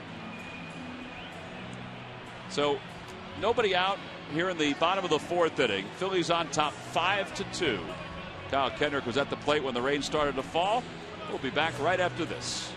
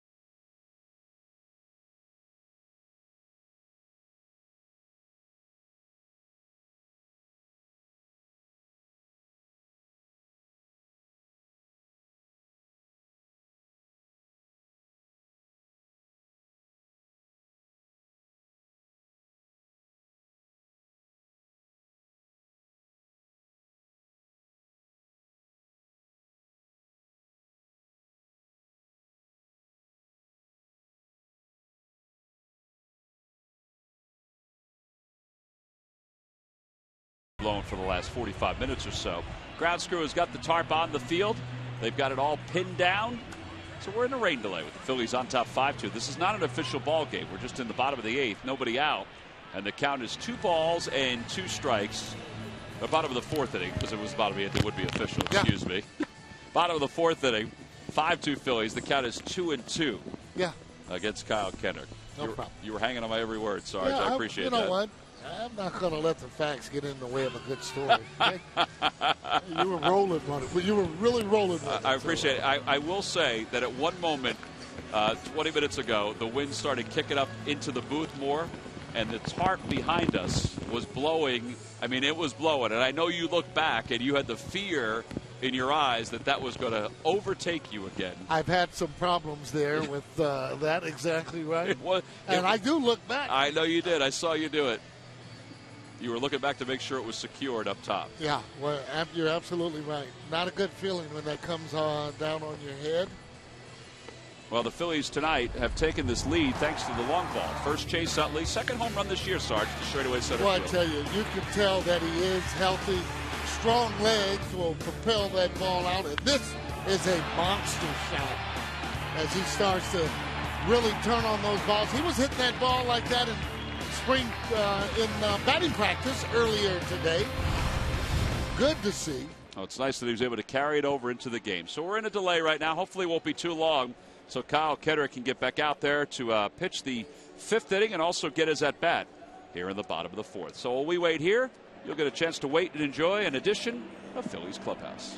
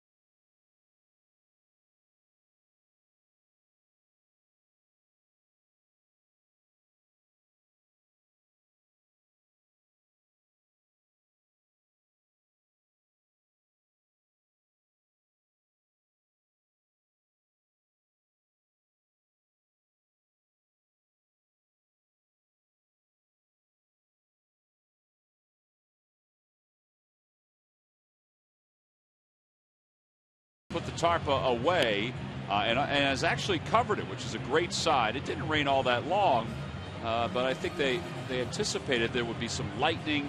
They weren't sure how strong the storm would be, so they wanted to get the tarp on the field just in case. And it looks like both pitchers who were out there when the rain delay began will be back out there again. Josh Edgin's warming up for the Mets, and Kyle Kendrick just came out of the dugout, has a bat in hand, and he's just about ready to resume his at-bat. So, Sarge, not too bad. Give some credit to the grounds crew for getting the tarp on and off at a pretty quick pace. Well, they do a great job here. And let's face it, this field can take water, but it does take a lot of people to get this field back to the playing shape the way that it was. And you're right. They all do a great job. Take a lot of pride in that, by the way. Well, it is gorgeous just walking around on it since the start of the year. I mean, it's in spectacular shape, as you would imagine. And it's really thickened up over the last year or so. So we're about ready to go. John Buck is going to fire down to second base. And Josh Edgin will face Kyle Kendrick with a count 2 balls and 2 strikes. Let's take a look at our Subway in-game box score. And for the Phillies, 2 home runs tonight. One by Chase Utley, a 2-run shot. The other one by Dominic Brown, a 3-run shot. Michael Young has a double.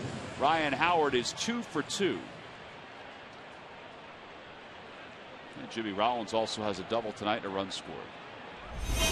So 2 balls, 2 strikes, the count to Kyle Kendrick. He'll be followed by Ben Revere and then Jimmy Rollins. And Kendrick is down on strikes. He goes after a high fastball. 1 away here in the 4th. That was a 94-mile-an-hour fastball. Rain delay was less than a half hour. In fact, it was 27 minutes in between pitches for Kyle Kendrick. Wow. I tell you, that Jim Jackson was just about right on it. I was thinking about that. Were you? I was thinking about that when we were coming in. I said, well, JJ's got it. Oh, boy. Ben Revere is 0 for 1. He walked his first time up. Midfield in at third and first, and he takes a strike. I'm sure most of the guys went downstairs, probably were doing some hitting, keeping themselves warm. So therefore, once they got back on the field, they should be good to go with a little bit of a lather. Into the crowd, and it's 0-2 to Ben Revere. Toyota Major League Scoreboard. While we were away, the Braves were opening up their game with the Marlins. It's 7-0. Jordan Schaefer has a couple runs scored, but Juan Francisco, well, he hit one of the longest home runs I've seen a left-hander hit in that ballpark. It went to right center field off the facing of the second deck. That's a shot. And a called strike 3. Revere is struck out. 2 strikeouts in a row for Edgin. Now this kid, that kid can hit the ball a long way there. He plays third base there for the Atlanta Braves, coming over from the Cincinnati Reds. And you're right, he can hit the ball a long way. I think he can play a little bit of first, but mainly third base. Jimmy Rollins is 1 for 2. Rollins doubled his first time up and then flied out to left. His last time up, batting right-handed for the first time. Rollins needs 2 RBIs to reach 800 for his career.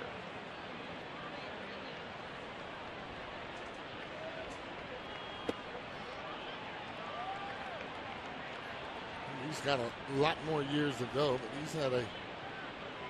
he's had a great career already. Gold gloves that he has on the mantle, has a World Series. And he has that MVP, which was a big part of this run for the Phillies. And, you know, quite frankly, at the start of the year, everybody was worried that if Rollins was not leading off, he'd get off to a slow start. And that has not been the case. Well, this guy, I mean, he can hit anywhere in your lineup from really first to 5, to be quite frank.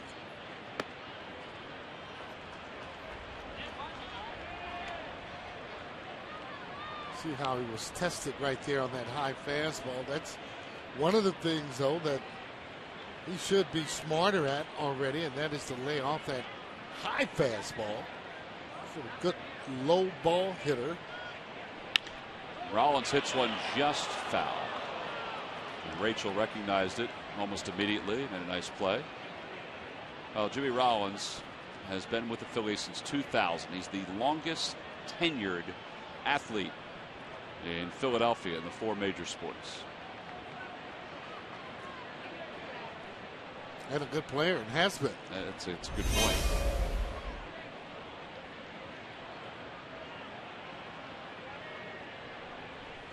Swing and a miss, and Edgin has just struck out the side.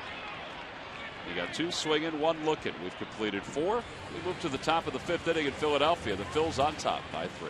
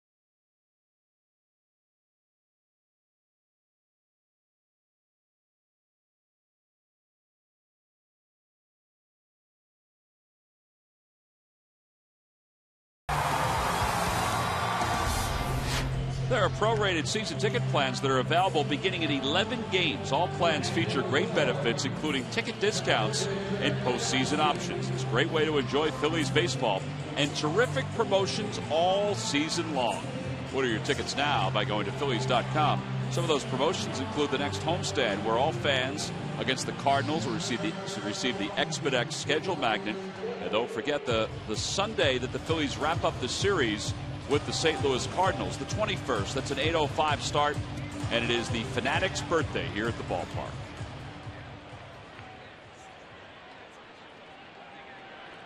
Top of the 5th. Top of the order is up for the Mets. Phillies scored all 5 runs in the first, and the Mets have solo home runs in the 2nd and the 4th.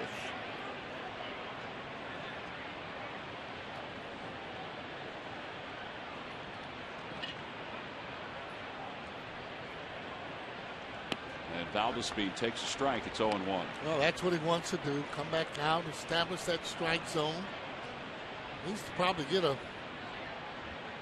few more of those ground balls. That always will help out Kyle Kendrick. He is a ground ball type pitcher. Valdespeed bunts to the right of the mound. There's no chance to get him. Kyle had fallen off toward third base, and it was his play really and nobody else's. Once he fell off toward third, and I think he anticipated, Sarge. I don't know if I'm right or not. That's a great call. You're right about that. He did anticipate, guessing going the one way, and he took the ball the other way. Once it was on the ground, it was just too late. Fast runner there. You see, too, how he held the bat out, almost see whether or not he was going to go to the left or to the right, and he took it toward the first baseman. So now Murphy with runner on. Murphy takes strike 1. That was a cutter on the outside part of the plate. Murphy is fly to right. He's also gone down looking. 0 for 2 in the game.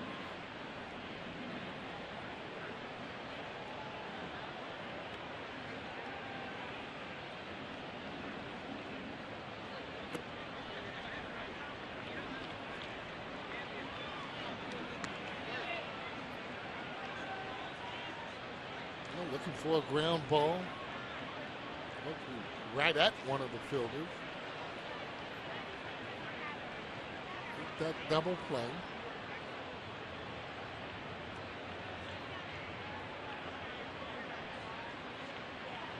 Swing and a miss. 1-2.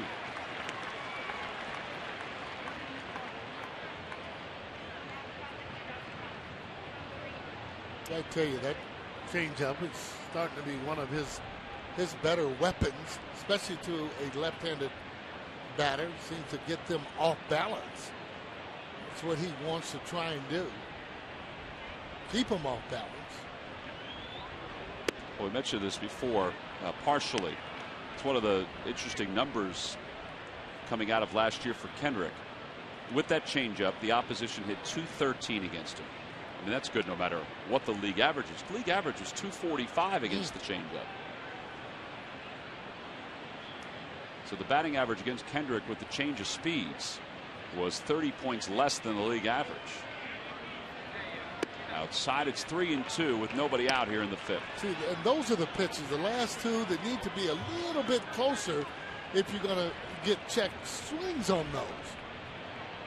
Well, those are balls there now. As a hitter, he's sitting on his fastball, but see whether or not he'll get an off-speed pitch in this situation. Ball 4, and that puts 2 on with nobody out.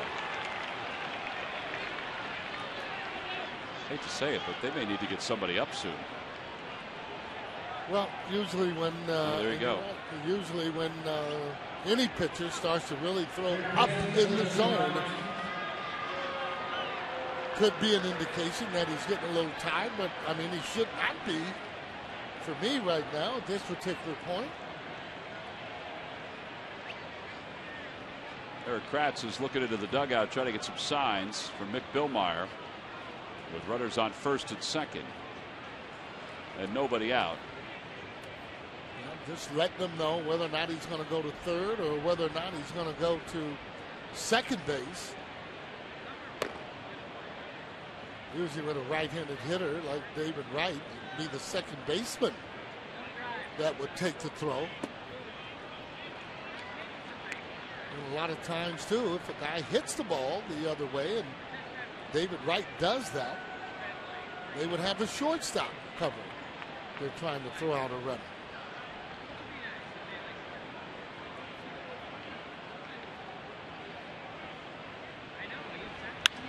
Down the right field line, and that'll slice out of play.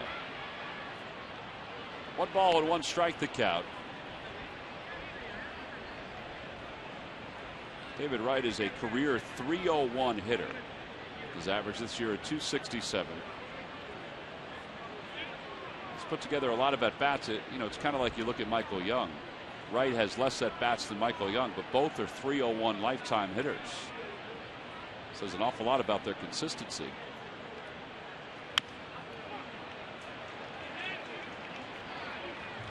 Michael Young is right at .301. And yeah. David Wright is in the same neighborhood. Yeah, Michael Young, too. Runners in scoring position, .324. So it shows you that he concentrates a lot more in getting those 2 out base hits when they have runners in scoring position. Both these guys play the game the right way. There's no doubt about that. Yep.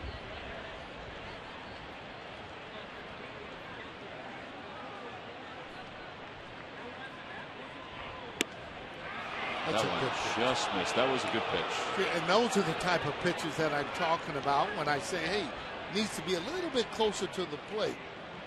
David Wright almost offered it that, but if it's way away, it does nothing for the psyche of the hitter.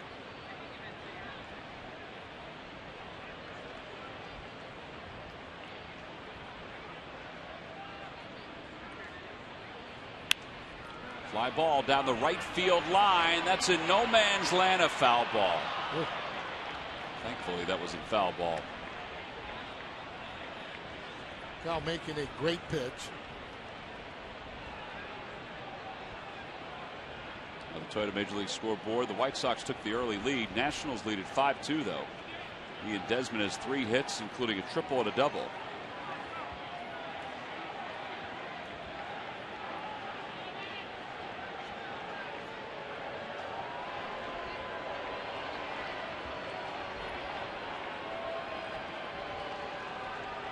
one-on-one meeting between Kratz and Kendrick. That was a good pitch, the last pitch. Ended up jamming David Wright. Rich Doobie, pitching coach, writing down, keeping the chart. Usually keeps a chart on every pitch that is actually thrown. Therefore, when he wants to talk to one of the pitchers, he knows exactly what he wants to talk about. Swing and a miss. He got him. Well, they chatted about what pitch they wanted to throw. They threw a changeup toward the outer edge, and Kendrick gets his 6th strikeout of the night. Well, that's just a great pitch. Take a look at it as that just disappears. Good pitch. Being able to get a good hitter out without throwing a strike. That's what it's all about.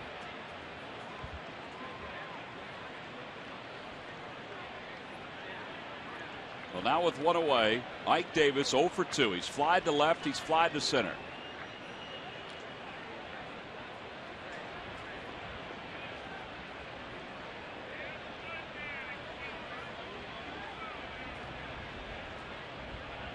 Swing and a miss. 0-1 the count. Boy, what a super pitch, that changeup. Reason you can tell that it's really moving. Hitter is off balance. Looking at arm motion, you're thinking fastball, and all of a sudden, ball just does not get there. That one goes between the legs of Eric Kratz. Valdespin to third. Davis, Murphy up to second. I think Kratz turned the glove the wrong way on that one? Yeah, that ball has to be blocked for me. And that's, and regardless of the situation, take a look at it. Then usually what you'll do, turn that glove the other way and just kind of get down to block the ball, as opposed to what he tried to do, it appeared, to actually pick the ball, catch that ball. Well, they scored a wild pitch.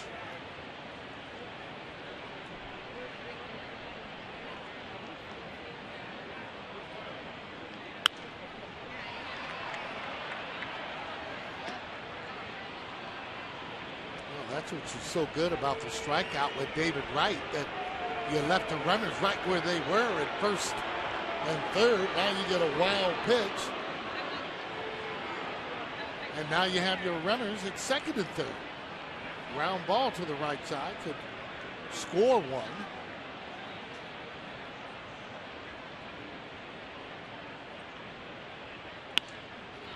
Popped up, shallow left center field. It's going to be a tough play. Ben Revere makes the catch. The throw goes to second, and they double him up. A base running mistake by Daniel Murphy. And Kyle Kendrick works out of the jam here in the top of the 5th inning.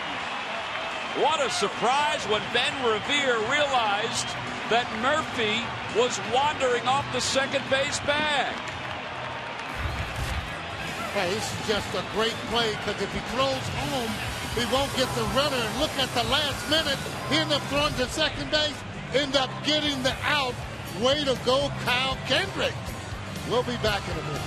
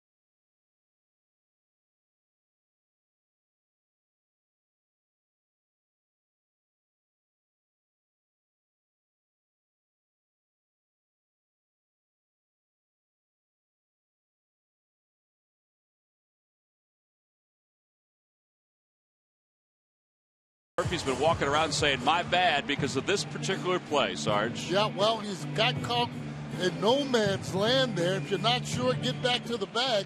Gonna be a little late as Ben changes his mind from throwing that ball to home plate. Take a look at him again. See how he changed his mind and throws the ball one hop. DOA at second base. Revere fell to the ground. Rollins ducked to the ground. They were joking about it in the dugout as Utley takes a strike from Josh Edgin. Our defensive play of the game brought to you by your local Hyundai dealers. It's an embarrassing moment when you do a blunder that way. It costs the New York Mets a run.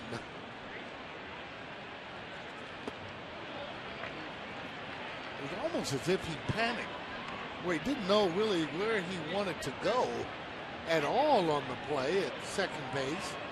And then he wanders off that far. Even if the ball was dropped in that situation, he's not going to score from there. So might as well go on and play it safe.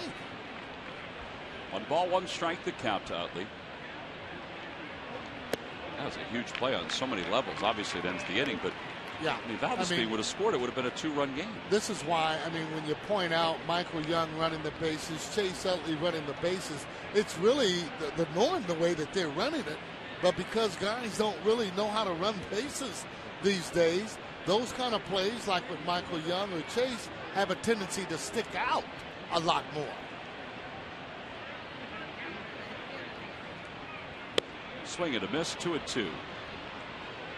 Not difficult to run the bases, and you don't have to be a fast runner. Having common sense, however, helps.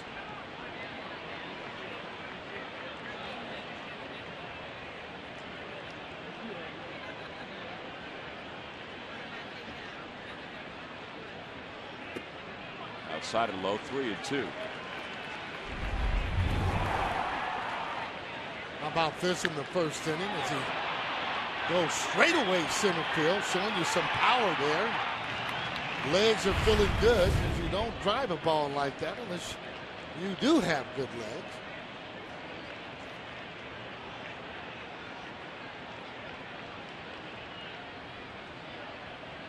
Utley lifts it to right field. Going back on it, Baxter. He's got a play on it, and then he makes the catch. He got that one toward the end of the bag. And now with 1 out, Ryan Howard's coming up. Boy, he had a great swing on that, though. You just, when you see him hitting, you know, almost back to the same form. Head down on the ball, short and quick to the ball, just a little bit out front. Those are the type of swings, however, that you can adjust on. Ryan Howard is 2 for 2. He has singled twice tonight. Once to the wall. Takes a fastball. It's 0-1.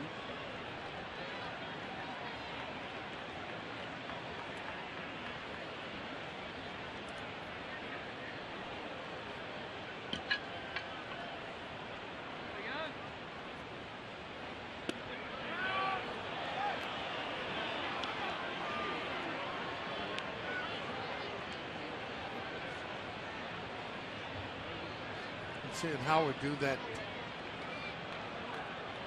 quite a bit, where stops the swing, starts it, and stops it.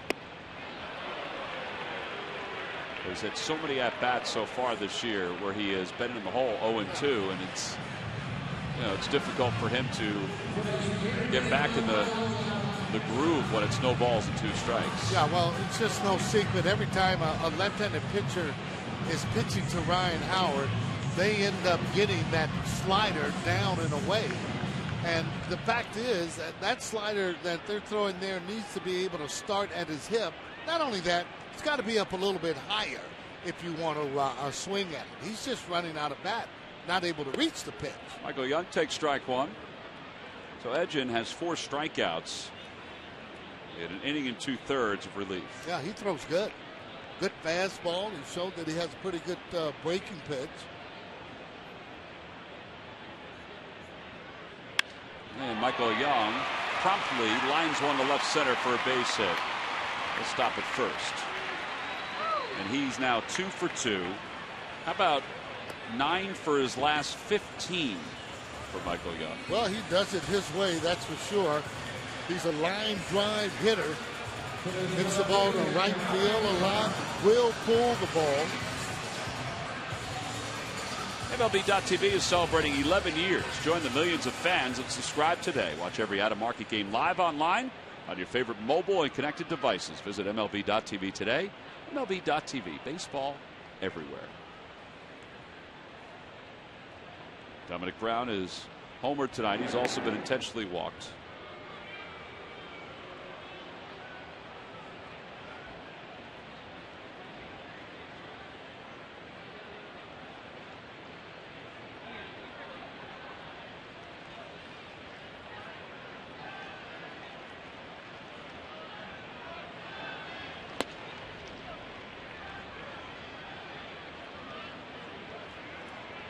That's 95 in there. Well, you always like to see what players will do once they hit a home run there in the game against a right hitter. Now he's facing a left-hander. Usually he does. He's been having good at-bats. That's a good swing. Take a look at what he did there, and this is a 3-1 bomb. Boy, that's going a long way. Everybody has their own style when they come in across home plate.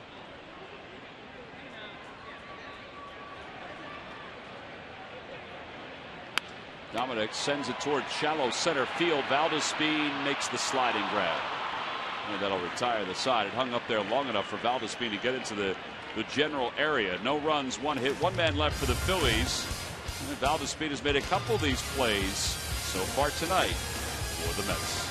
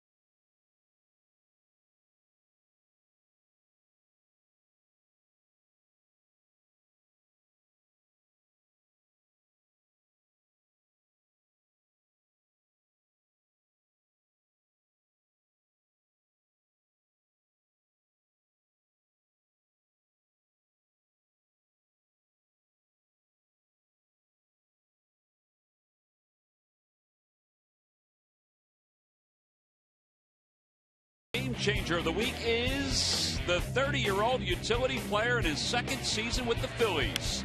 Kevin Franzen stepped up when Charlie Manuel called upon him last season, and it has continued in 2013. Off the bench and into the spotlight at Citizens Bank Park, Kevin delivered the biggest hit of the early season and the first home win for the Fightin' Phils. Franzen provided the frenzy, and it's brought to you by Independence Blue Cross. Changing the game. Kyle Kenrick will get set to start the top of the 6th inning. You know, Franzen and Freddie Galvis are 2 interesting stories for the Phillies because they haven't started a game yet. Right. And exactly. I started Charlie Manuel today, and he said, well, I got to find a way to get them in. He said, but I'm not going to take Michael Young out. He's smoking hot. Jimmy Rollins is swinging the bat well. Chase Utley's swinging the bat well. And we kind of want to get Ryan Howard going. And he goes, I feel good about Howard because he hit the home run last night. He said, so I'm not really sure what I'm going to get them into the game. Yeah, well, that's hard when you're a bench player trying to get at-bats. John Buck, who's homered tonight, takes a strike. It's 1-1. Now, you see John Buck, 12 total home runs in 2012, 11 on fastballs. And it's kind of the same way this year, although his pace is a little more extensive. As Howard digs that one out and somehow stayed on the bag. And one away here in the 6th. Well, that short hop, again, is just not a difficult hop to get. Just got to be in that right position. For whatever reason, too, though, even though Howard caught that ball, it seems like you try and get that with 2 hands. I remember Willie McCovey used to always one hand that ball there. That would be in the dirt.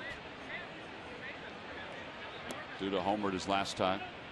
That results are what you're looking for. Now, did Willie, when he one-handed it, did he backhand it or did he use well, the it depends front? on exactly where it was. Backhand most of the time. Oh, he did? Oh, yes. Yeah.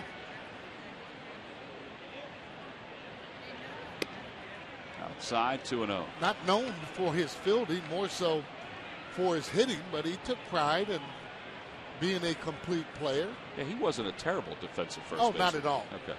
Not at all.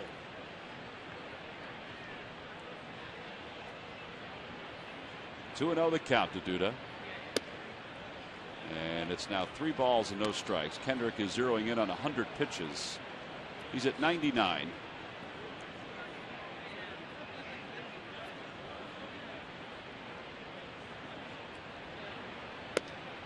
There's number 100.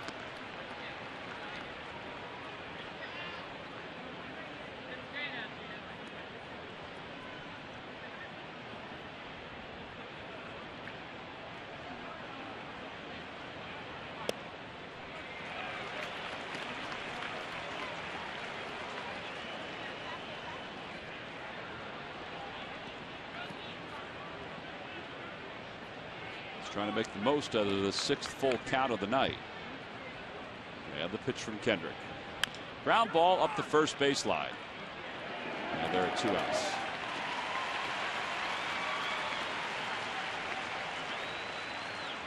And Mike Baxter's coming up. You know, talking about Franzen and Galvis, Sarge, I was talking to Galvis today because they take a lot of infield.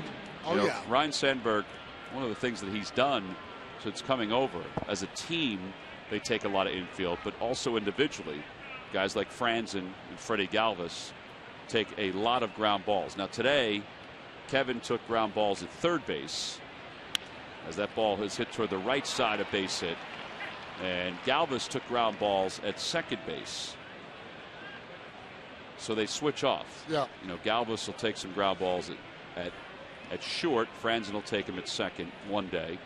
And then let's say the next day, Galvis will take ground balls at third, and then Franzen will take them at first base. Yeah, it's just when you're a utility player, again, it's difficult to get in the game, and especially when you have guys that, you know, not only just play every day. I mean, these guys, they like playing about 158 games or so.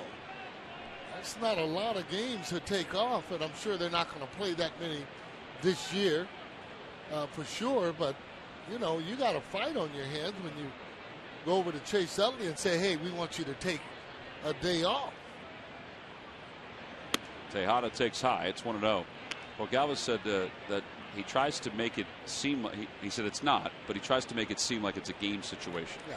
Well, when you're hitting, you want to do that, meaning man on first and third, or 1 out, 2 outs. Is what you will do in playing those kind of games. Hit the ball to this side. Fly ball, center field. This should be an easy play for Ben Revere. And he makes the catch. Side is retired. No runs, 1 hit, 1 man left. Kendrick with 104 pitches is through 6 innings. We go to the bottom of the 6th. It's the Phillies 5 and the Mets 2.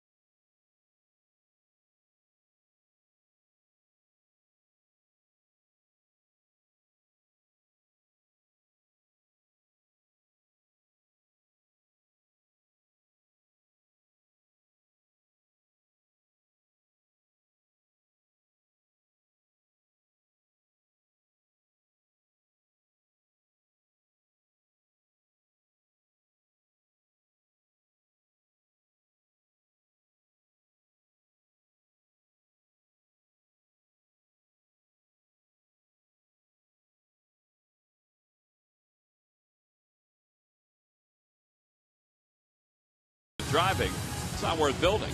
Buy Citizens Bank, where good banking is good citizenship. Isn't it time you experience good banking? And buy Dodge. Visit Dodge.com or your local dealer today.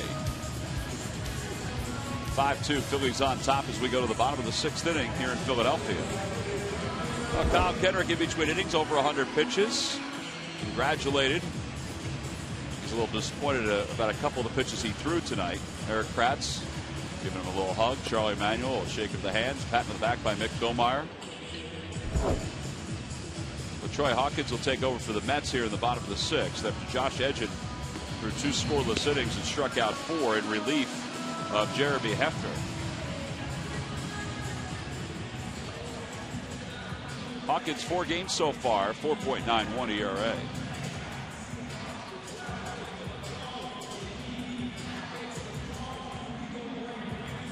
And he'll face John Mayberry, Eric Kratz, and the pitcher's spot.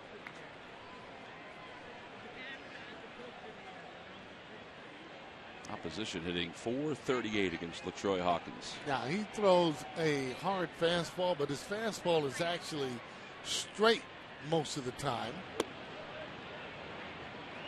Comes right over the top.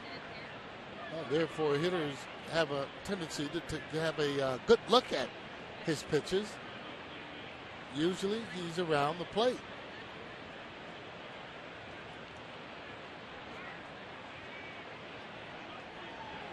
Mayberry takes high, 2-0.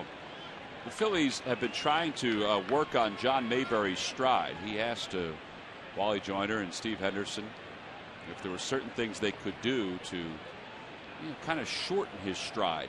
And it seemed to work a little bit last night. They continue to work on it on a daily basis. All part of the adjustments that every hitter has to make during the course of their career. And for John, he wants to be an everyday player. Yeah. And there's certainly a difference in his stride now compared to what it was in spring training. Well, it's the old adage. I mean, the bigger your stride, the more you're going to get into problems. One of the reasons long ago, Gary Maddox used to have that stride, and then he actually spread out to keep him from striding. When you stride long or having that leg kick, you have to get the leg down before you're able to hit. Taking a look there, one of the hitting coaches, Wally Joyner. In the air down the left field line. That's going to hook foul. Now, the difference is about 6 inches. Watch this. To the left is spring training. To the right is now. That's pretty similar, right? Yeah, right, Sarge? Now watch the foot that the arrow is pointing to. As we roll the tape, we'll show what happens. See, big kick. And this is at the same time. Okay? Now, on the right, front foot is down. That's where you want to be able to hit against the back foot. On the left, barely getting it down. So, therefore, that's going to make you late. Not only make you late, one of the reasons maybe he's been coming off of the slider because of that. That ball's hit towards shortstop, bobbled by Tejada. And Mayberry's retired. Now he hit it right on the nose. Yeah, that's the point, though. When you're hitting the ball hard, you can make the adjustment. And the hitter feels good about himself. Yeah, he wants to get it. But trust me, when you're swinging and missing, or when you're popping balls up, you have problems. Now take a look at it. Foot's down. Take a look at the swing. Head down on it.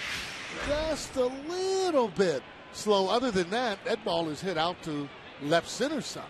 So you think that if he can do it consistently, that could help him? Could help him. And then in batting practice, what I would have him do, hit the ball to right center. Well, there's a ball that's hit to right field by Kratz off the wall. Baxter makes a really, it was a good play. I don't know if he meant to do it, but he reached out at the last moment and the ball found his glove. So it's a long single for Eric Kratz. Yeah, and give Kratz some credit through that base running. That's what you're supposed to do. You hit that bag, you're looking at the throw, looking at the play. You can determine whether or not you want to get to second base or not. Take a look at it. There's the play you're talking about as he actually just goes right in his glove when he looks down. Makes a good throw, however. Second base to hold Kratz at first. Lance Nix will pitch hit for Kendrick now with a runner at first.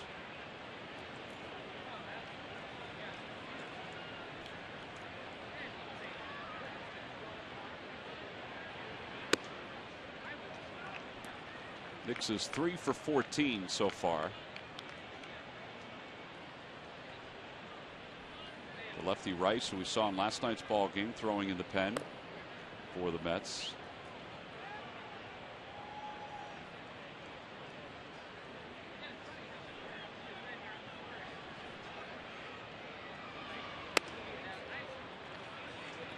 Antonio Bastardo is throwing in the bullpen for the Phillies. Well, it looks like it's going to be Bastardo, Adams, and then Papelbon, at least at this point. Yeah, well, that's usually the way they have it drawn up.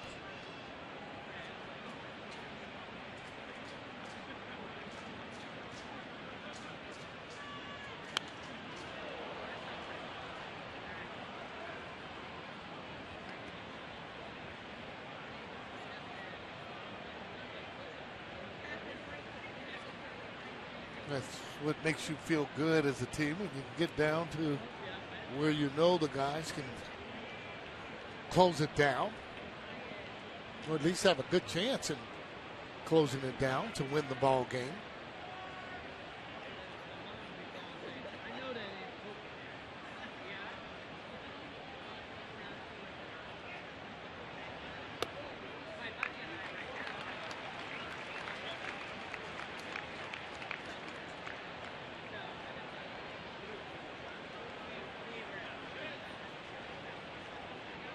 Obviously, hitters count.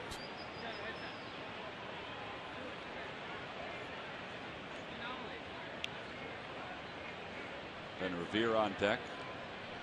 Miles Kennedy, the Phillies team photographer, in the background, trying to get a good shot of Ben Revere. That ball is hit well. Deep to right center field. Towering shot. Baxter is back. It is gone! A 2-run home run for Lance Nix. Off the bench, he's given the Phillies a 7-2 lead. That was a towering home run. That's good hitting. 3-1. You know you're going to get that fastball. He was not late on it. Let that ball travel. Nix, professional hitter in terms of pinch hitting. She just drives that ball there. Looking fastball all the way, and he got it. Key is he didn't miss it. Nice hitting. It goes out into right center. That's a long way. More center field than right center. Here's Ben Revere. He takes outside. It's 1-0. 6 home runs in a 2-game span for the Phillies for the first time since June 14th and 15th, 2011. Both of those games were against the Marlins. Over toward third.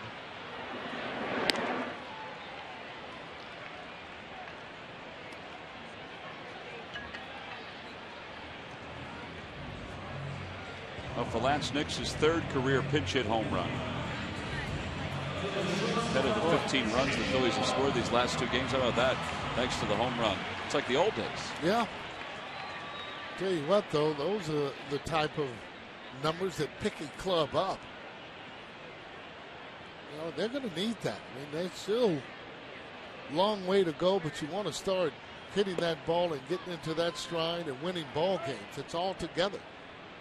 You know, you need pitching working, closing working, and hitting at the same time. Difficult to win when you have just one of those components working.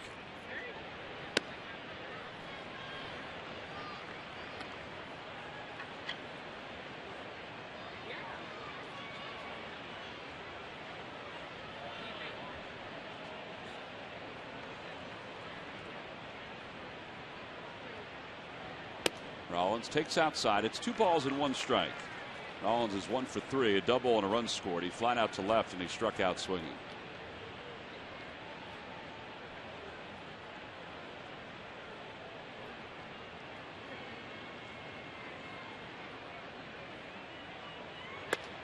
And now 3-1. Doing a good job laying off that high fastball. Wants to do the same thing, however, next, meaning square the ball up, but get that ball down in your zone. It's all about having a game plan when you go up to the plate. You know what the guys are going to throw just about. Line drive under the glove of Murphy. A base hit for Rollins. At least I think that'll be scored a base hit. The ball was hit hard. It probably should have been caught. Yeah. Phillies have a base runner with 2 outs. Too hot to handle. Mark your calendars now for the next Hatfield Phillies Frank's Dollar Dog Night, Monday, April 22nd at 7:05 when the Pirates are in town. Fanatic and Smiley were out of control in last night's game. They were in here when all the home runs were being hit. Hot dogs were going everywhere. Again, it's against the Pittsburgh Pirates on the 22nd of April at 7:05. Order your tickets now at Phillies.com. Well, a pitching change for the Mets. LaTroy Hawkins is done. Rice is coming in. A double switch with Marlon Byrd going out to right field for New York. So the Phillies have scored 7 runs in the game. A base hit by Rollins. He's aboard. This is an AT&T call to the bullpen here in Philadelphia with the Phil's offense clicking on all cylinders.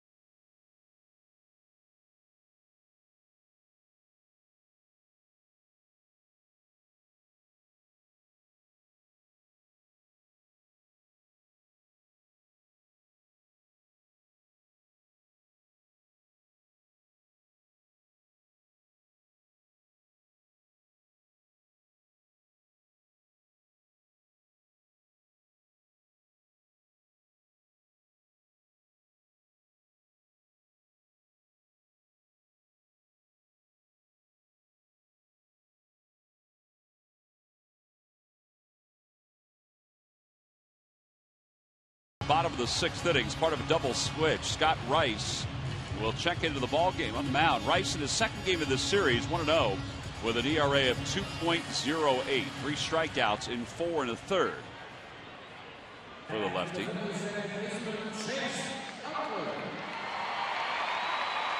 They'll face Chase Utley with Rollins over at first.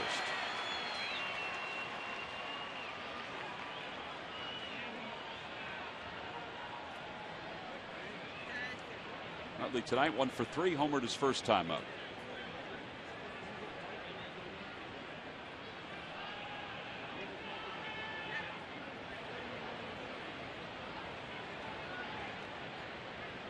Utley cracks it foul into the Phillies dugout.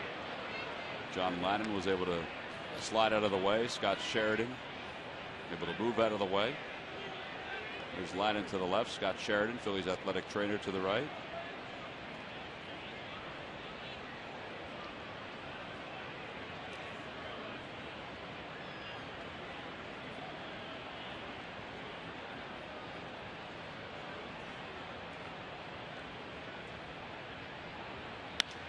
Fly ball to center field. And Valdez-Speed is out there. Side is retired. 2 more runs for the Phillies on a 2-run home run by Lance Nix. Home runs are flying every which way for the Phils. Sarge, we'll see you in Miami this Friday night. Sounds good.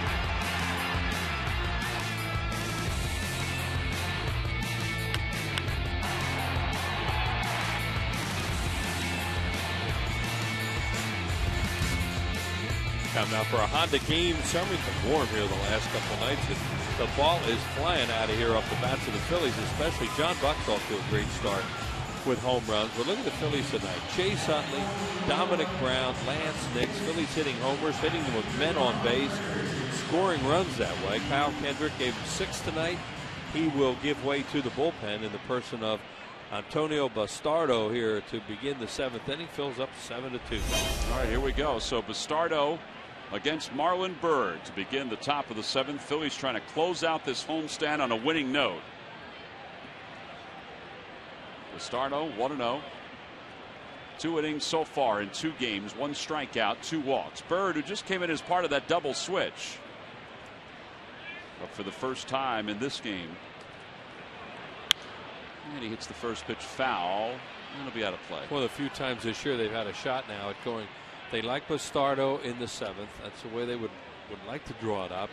And then, of course, Adams in the 8th, Papelbon in the 9th. I don't know if they're going to do it tonight, but they just may. Day off tomorrow. None of these guys have had a whole lot of work. Yeah, Charlie talked about that today. You know, as far as Jonathan Papelbon goes, he hasn't worked much. He said, you know, there may be a point, even if we're up or down, he's going to get into the game because he's got to get some work, and with the off day tomorrow. And this is set up for it right now, with Kendrick getting them into the 7th inning and the 3 guys in line, and this is their roles.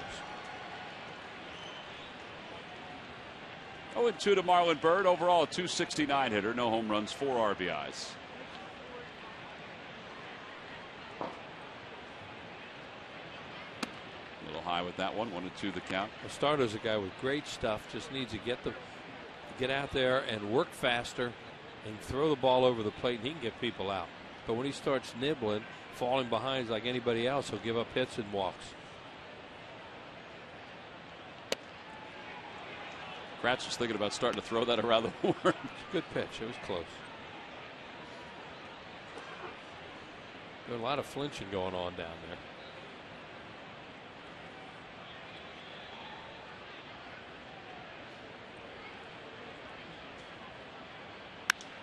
Fly ball right center field. Ben Revere is out into the alley.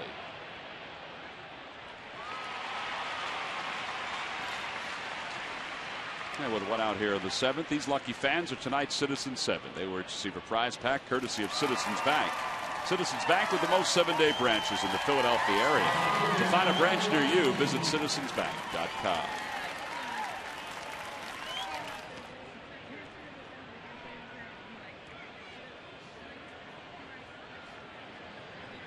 Valdespin has 2 hits tonight. One was a bunt single. It was a good one last time when Kendrick was on the mound.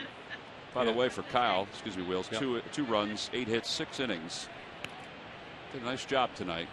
He worked out of some jams, and the Mets really ran themselves out of an inning in a big spot. That helped.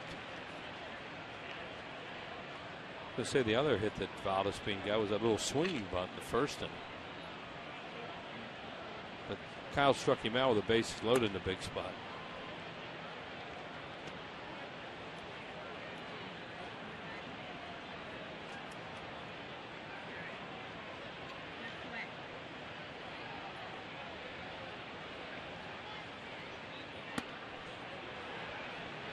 They'll appeal that one. No swing, says James Hoy. Looks like the body may have gone. I'm not sure if the bat did or not. It looks like he holds up. Yep, he does.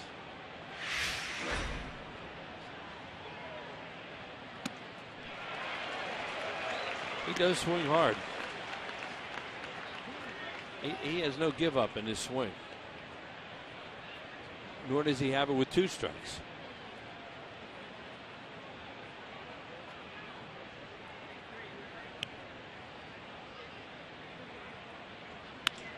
Toward the hole. This will be a tough play. Rollins backhands, flips over to first, not in time.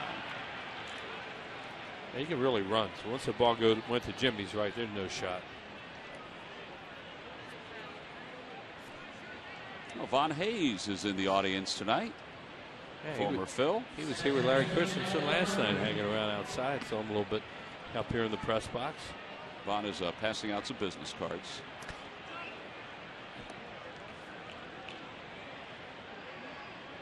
be talking to. Well, he's passing them out to the Mets fans. That's great. He's one of the nicest guys, and it wasn't easy for him here with that old 5-for-1 label on him. Starting to rain again. Want to know the count to Daniel Murphy. That may Cron not be giving out his cards much longer. On the outside corner, 91 from Bastardo. Cron's done some managing in the minor leagues and independent leagues. I got to ask him last night what he's doing. He must be in business if he's handing out cards. Yeah, he must be. Well, he was walking around with Larry Christensen. Well, there's a heck of a mentor.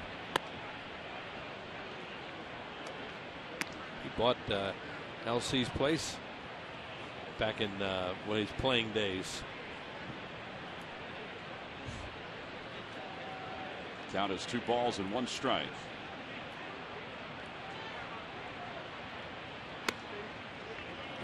Here's what drives you crazy with this guy, with his stuff. But now, granted, he hasn't pitched much, a little bit rusty, but he's got left-handed hitters up there, and he's falling behind.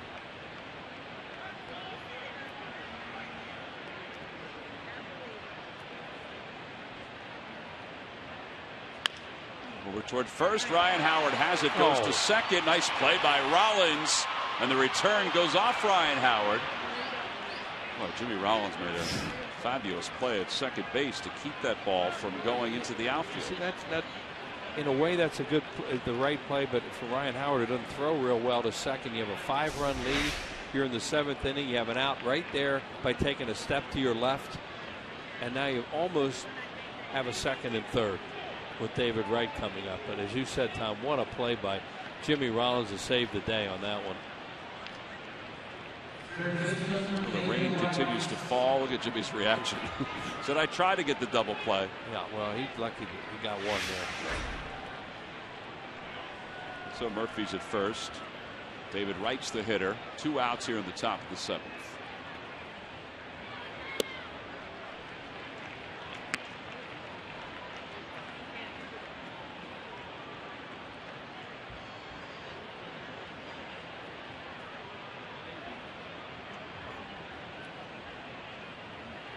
Check swing. Did he go? Yes, he did, says John Hirschbeck.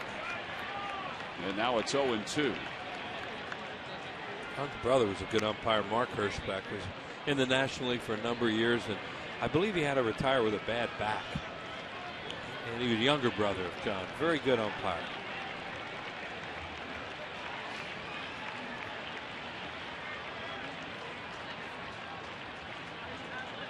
And a pitch inside and low. And it's 1-2. Yeah, another one's close.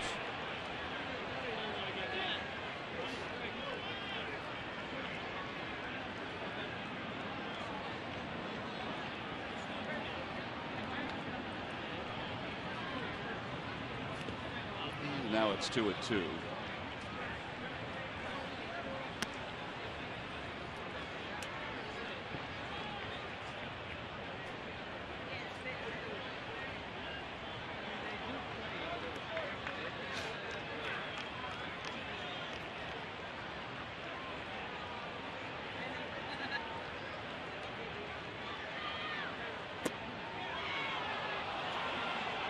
Boy, there are some close pitches with 2 strikes. That one looked like it was down and away. Full count, 2 outs. Murphy's going to be off and running. Howard's letting Bastardo know he's going to play behind him.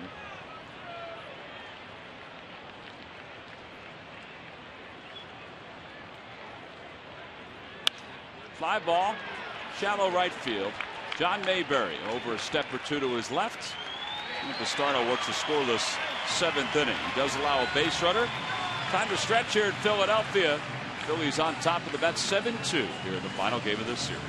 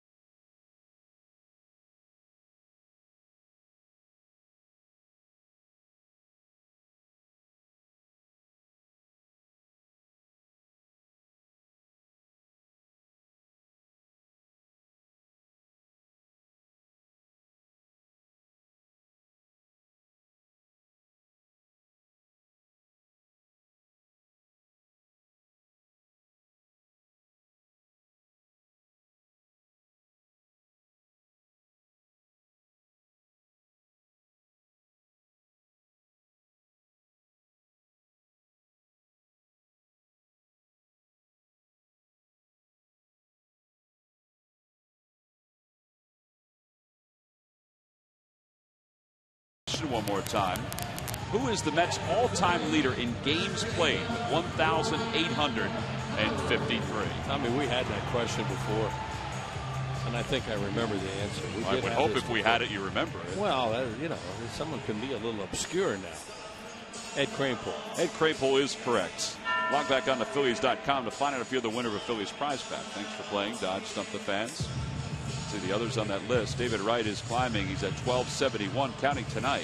Buddy Harrelson second. And Jerry Grode and Cleon Jones.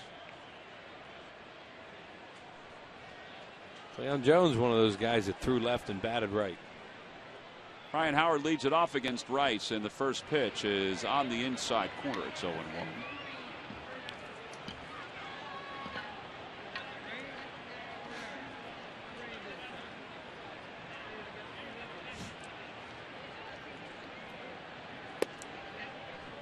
Ryan Howard tonight is 2 for 3. He has singled twice. And he struck out his last time up. Mike Adams is throwing in the bullpen. So this is, you know, according to plan for Charlie Manuel, lead or no lead. He was going to use those guys tonight. Yeah, and these are the guys he wants to use in close games to put it away, hopefully, for the Phillies. Ball is dug out over at first by Ike Davis. The rain is ever so light right now, and Murph, the notebook is dry, we understand. The notebook is dry as we speak. It's brought to you by Gwinnett Mercy College. And guys, the Rangers opening day starter Matt Harrison, he is headed to the disabled list. He told the team on Monday that he'd been suffering from a stiff back. He started the season 0-2 with an ERA of over 8, so that may explain it. And the Red Sox, they made some moves today. They activated Stephen Drew off the 7-day concussion DL, and then they put John Lackey on the 15-day DL because of a strained bicep. And guys, as I was standing here, we're getting ready for the notebook. I was talking to Reggie and Steven here, who are here all the time. And Reggie pointed out that the Red Sox sellout streak ended tonight at Fenway Park at 820 games. It is no longer the longest streak in sports history. So that ends tonight, and I got to thank Reggie over here for the addendum to the notebook. That is a good addendum. The streak began back on May 15, 2003. Wow. It's remarkable. It is. And the Red Sox released a statement as Michael Young hits one toward right center field, and Bird makes the catch. Red Sox released a statement following the announcement that the sellout streak was over against the Orioles tonight, that the sellout streak is over tonight, but there are going to be more games in the near future that won't be sellouts at Fenway Park. You know, they've struggled the last couple of years, obviously, and that ballpark's not as large as many ballparks around baseball. That is an impressive streak, though. Well, Fenway Park, they have the combination up there of a really good team with attractive players, and that place is a historical site. It's a tourist attraction, like Wrigley Field. You know, guys, I got to believe when the Phils head up there that will be sold out for those two games that we had up there, because I've talked to a lot of people from Philadelphia who are planning on heading up to Boston for that. Yeah, and it's usually the case, Murph, and it's the same coming down here. Red Sox fans generally travel well, particularly the interleague games that we've seen between the Phillies and Red Sox down here at Citizens Bank Park. People love to go to Fenway and Wrigley just to see them. They hear so much about them. And hey, Fenway's worth going to, right, Murph? Especially out there, what's that, Kenmore Street behind it? I don't know anything about that. Oh, sorry. I thought maybe you'd been out there. Man, you lie, you lie. It's called Lansdowne. Lansdowne Street. Dominic Brown is down on strikes. 1, 2, 3. Go the Phils here in the 7th. We go to the 8th inning here in Philadelphia. Mike Adams is coming in from the Phils bullpen to pitch the 8th.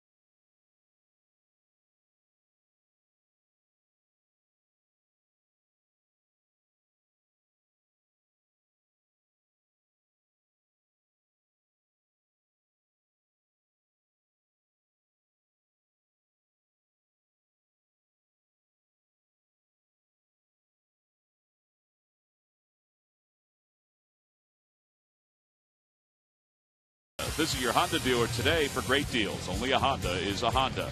By WB Mason, you can't go wrong when you buy right. And by Toyota. Let's go places. Top of the 8th inning here at Citizens Bank Park. The Phillies lead it 7-2. And Mike Adams is in the ball game to face 4, 5, and 6 for the Mets. Adams, so far 3 games, 4 strikeouts and 2 1/3. He came on to finish off Cliff Lee's outing last night, which Cliff said after the ball game, it's all about getting the win. That's all. It's no big deal. And Adams will face Ike Davis, John Buck, and Lucas Duda.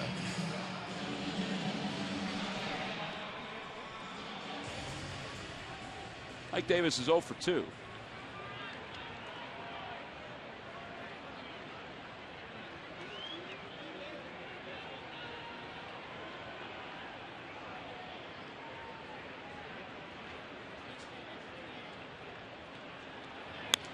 And Davis fouls the first pitch back. It's 0-1.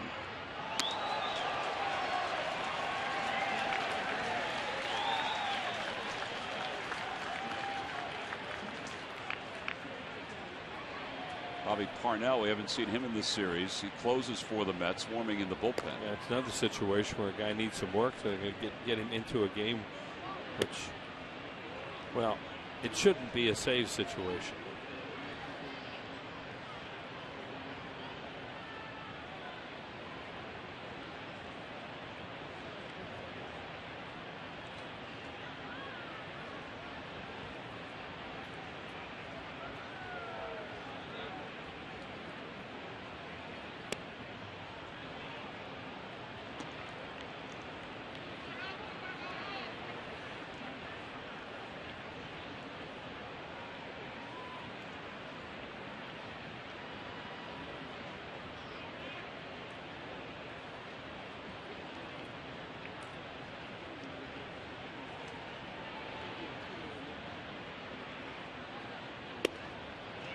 Outside, 3-1 the count.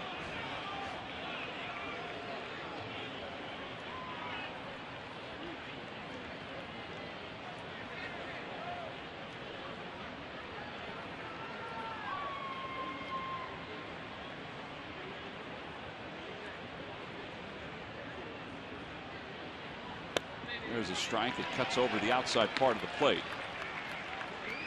And Mike Adams has a lot of way to get hitters out. As you just said, Tom Cutter, he's got a really good changeup. These left-handed hitters, he can sink his fastball, throws a breaking ball also. That's why he's a perfect setup guy, because he's not a situation pitcher. You don't have to worry about him right-handed hitters, left-handed hitters. On the outside corner. And there is the first out here in the 8th inning. Davis thought it was high. It was a changeup that looked like it floated toward the edge. You see by what he's saying there that, yeah, he did not agree. This looks like it's outside. It's a changeup. You see where Eric Kratz caught it. Pulled it back pretty nicely, though. All that matters is he's gone. Whoa, he says. He's looking up at the board the whole way back to see if he can see the replay. John Buck is homer tonight. He struck out looking, grounded out to third. So 1 for 3.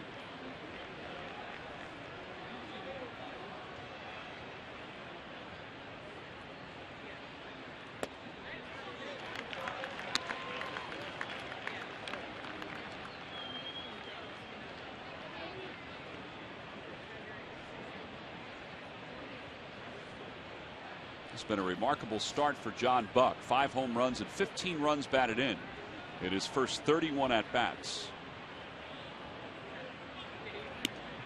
He's never had a start like this, and the Mets in their history have never had a guy start the season this way in the first 9 games. We've seen him hit a lot of balls hard to right and right center, and then he jumped on one tonight and pulled it out to left center.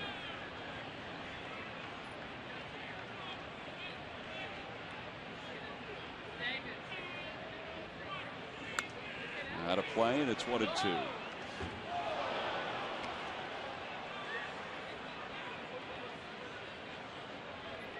He's shown he can handle it away. He's shown he can handle it down the middle. You wonder, If you crowd him a little bit more, what would happen? Maybe he'll open up and hit it out down the line.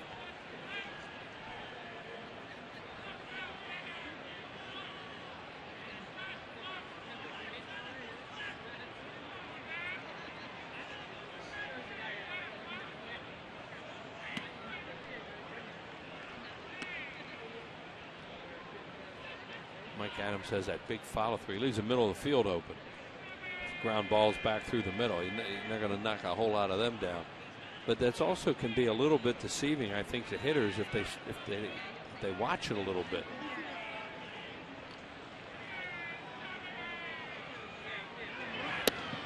And another strikeout. That one again on the outside part of the plate. The other side. Buck didn't think so. 2 strikeouts for Mike Adams. A reminder that Sunday, April 21st, will the Phillies wrap up their series with the Cardinals. They'll celebrate the Fanatic's birthday. It's brought to you by Citizens Bank. All fans 14 and under will receive the Time Traveling Fanatic DVD. Make your plans now. Order tickets at Phillies.com. It is always a great night, always has been a great night, or a great day at the ballpark when the Fanatic celebrates his birthday. And look, a day older. He's taking good care of himself. In fact, I think he even looks better than he did the day he arrived. He does, and still acts young, slightly immature.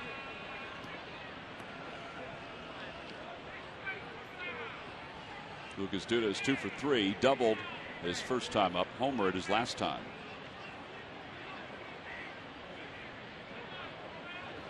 Duda hits ahead in the count a lot. There's Vaughn. I got the word on what his business is. Oh, should we give him a plug? If you want to. He's working in payroll services, business, small, medium, and some larger companies. Provides other benefit services to companies. Did his agent give you that? His agent, Larry Christensen, did that. He sent that in and said that Whitey bought his condo in '84, and then Vaughn lived near him in Bryn Mawr Place in Ardmore. I knew they were in the same development. So thank you, LC, for hanging on our every word. He also said John Buck is Joe Buck's brother, and we know that isn't true. He's just trying to deke us on that one. Out toward right field. That's well hit, and Mayberry's just going to turn and watch it go. Second home run of the night for Lucas Duda. He was out front, and he's still strong enough to hit it into the seats in right. It's now a 7-3 ball game. Well, the difference tonight is they've hit 3 homers, all solos. Phillies are hitting their homers with men on base. But that Duda has serious power if you make mistakes. And he's ahead in the count all the time. That was off speed. Let's see what it is. Maybe a changeup. It was actually down a little bit, but a hitter like Duda, he wants the ball down. And they jump when he hits it.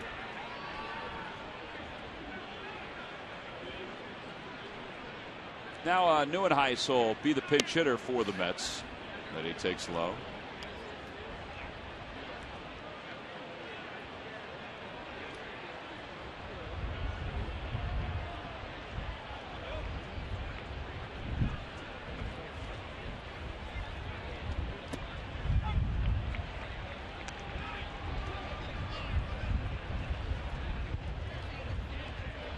It's a little windy again.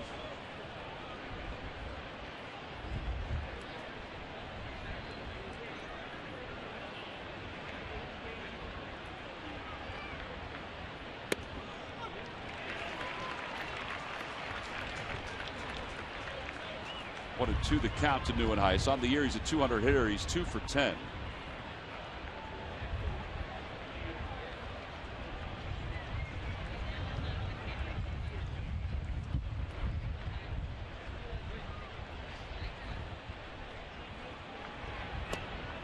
And a call. Strike 3. 3 strikeouts of the inning for Adams.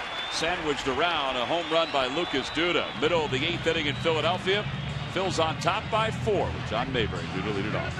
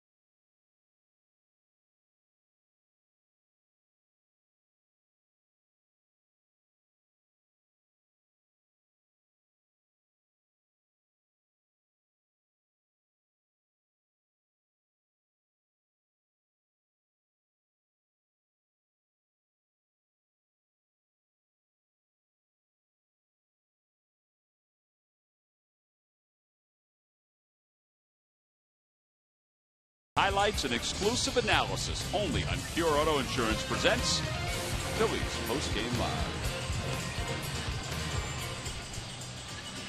Well, she has stayed in her spot the entire game. The wind has picked up. It's blowing her hair all over the place.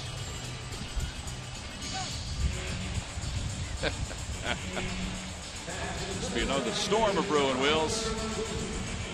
Well, yeah, that's sometimes a precursor. Wow. Wow. Game is official then. Mike Buchholder, who's the director of grounds for the Phillies, came out to talk to John Hirschbeck in between innings. They've taken the cover off the tarp again, which is never a good sign. A lot of wrappers blowing around too. Your Wheels, you got to clean those up at the end of the night. Yeah, we'll go out and help. John Mayberry will lead it off. He'll face Bobby Parnell, the new pitcher for the Mets. And that first pitch is over for a strike. Good thing it wasn't a dollar dog night. It looked like a snowstorm out there. Dollar Dog Night was a great success last night here in Philadelphia. 0-1 the count to Mayberry. 0-2 to Mayberry. I think you ought to swing the bats right now. Both sides. Looks like John's calling a lot of strikes with this weather coming, or maybe coming.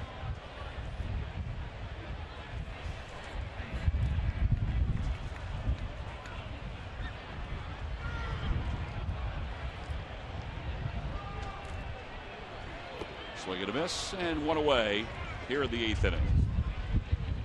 So Bobby Parnell gets the first out.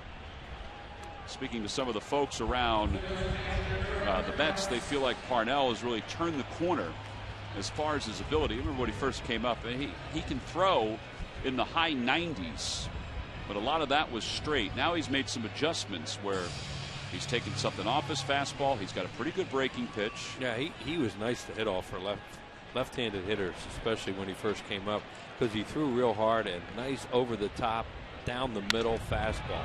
Kratz fights one off down the right field line. Out of play, it's 0-1.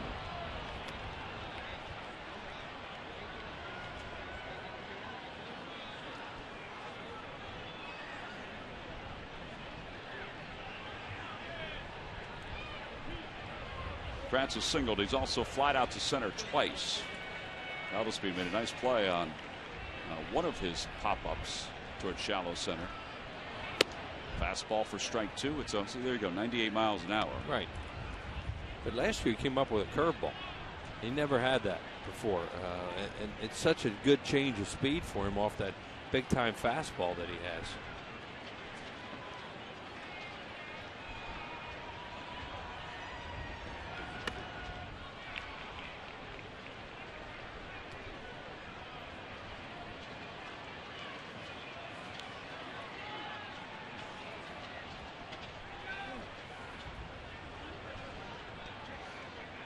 Phillies with 7 runs on 10 hits. The Mets 3 runs on 10 hits. And Kratz went, according to John Hirschbeck. You're right. He's working quick behind the plate. That's that breaking ball too. We just talked about it. See what the difference is. 86. So it's a real hard curveball that he throws, but that's still 10 to 12 miles per hour difference. Look at that thing disappear. Wow. No wonder you're going to check swing at that with 2 strikes.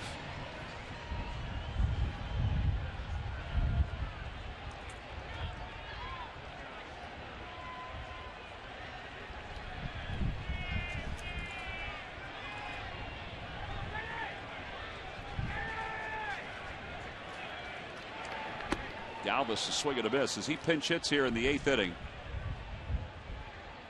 Freddie has had just 2 at-bats so far. It's tough. You're trying to fight for some time. Freddie just wants to help the team win. As he told me today, it's just a matter of just staying sharp, knowing that he'll get some chances. Well, the position he plays, whatever position he plays. All these guys are doing really well.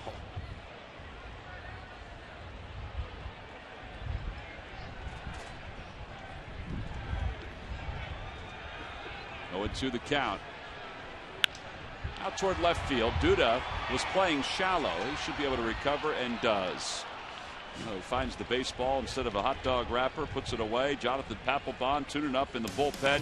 He'll come out to pitch the top of the 9th inning. The Phillies on top by 4. There are bags everywhere on the field.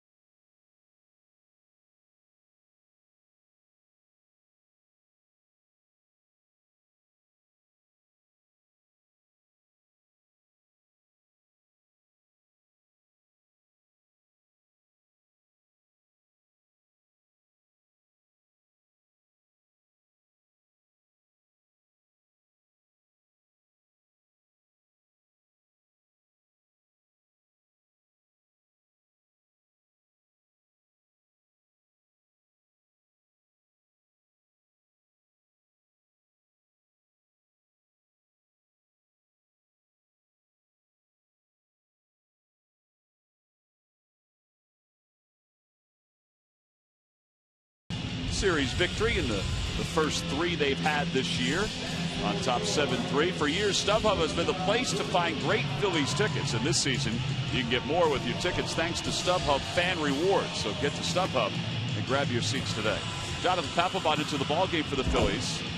In between innings, Mike Buchalter and the rest of the grounds crew conferring about the rain which is falling right now and the wind which has been blowing for the last inning or so, bringing this storm in. They have taken the cover off the tarp, as we mentioned, but they're going to try to finish this baby off here in the top of the 9th. Jonathan Papelbon, we said, hasn't worked too much for the Phils, so he gets a chance to work with a 4-run lead. Just 2 games so far. This is his 3rd. 3 strikeouts and 2 innings of work.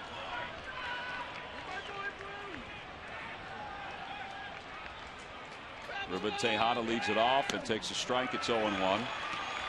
You know, we've talked about the Ask the Phillies questions, which go up on the board each and every game. And they've changed a little bit this year.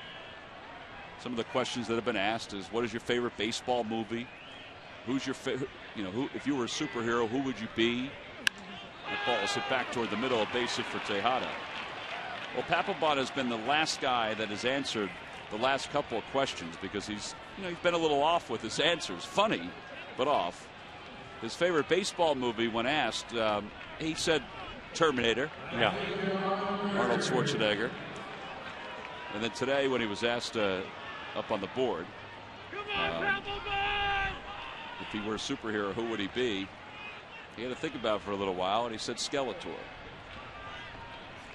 Were you surprised at anything he said? No, it was really funny because his eyes were wide. He just looked like he was possessed. Marlon Bird's the batter. This could be 2. Bird flips to second, or Rollins flips to second for 1, and Bird is out at first base. It could be Cinco Ocho giving those answers, I too. would think it was Cinco Ocho. Yeah. One more out, because it's bringing it right now. It sure is. Terry Collins is barking at Bob Davidson. Yeah, because Marlon Bird looked like he could have had a chance to be. Look at Papelbon's going to call time on his own.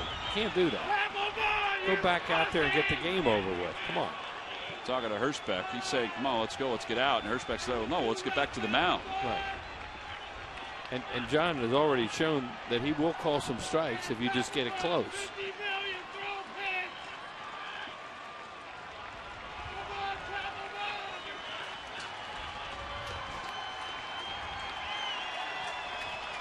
Valdespin, the hitter. The rain is falling, and it's outside. Ball 1.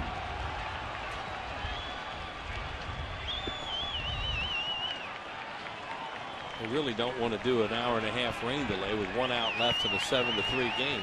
You can get 1 more out here.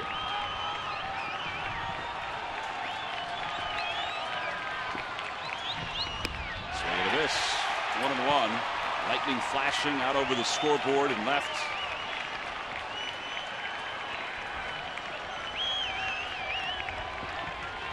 Phillies players are on the bench, and they're all on the bench if they're not in the game, tucking themselves as far underneath as possible.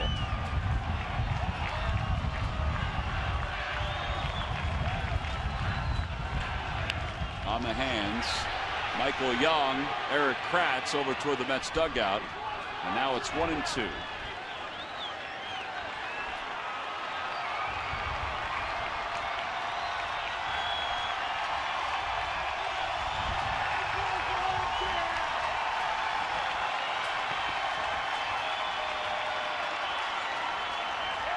Hardy Souls hanging out for the final out. Sure.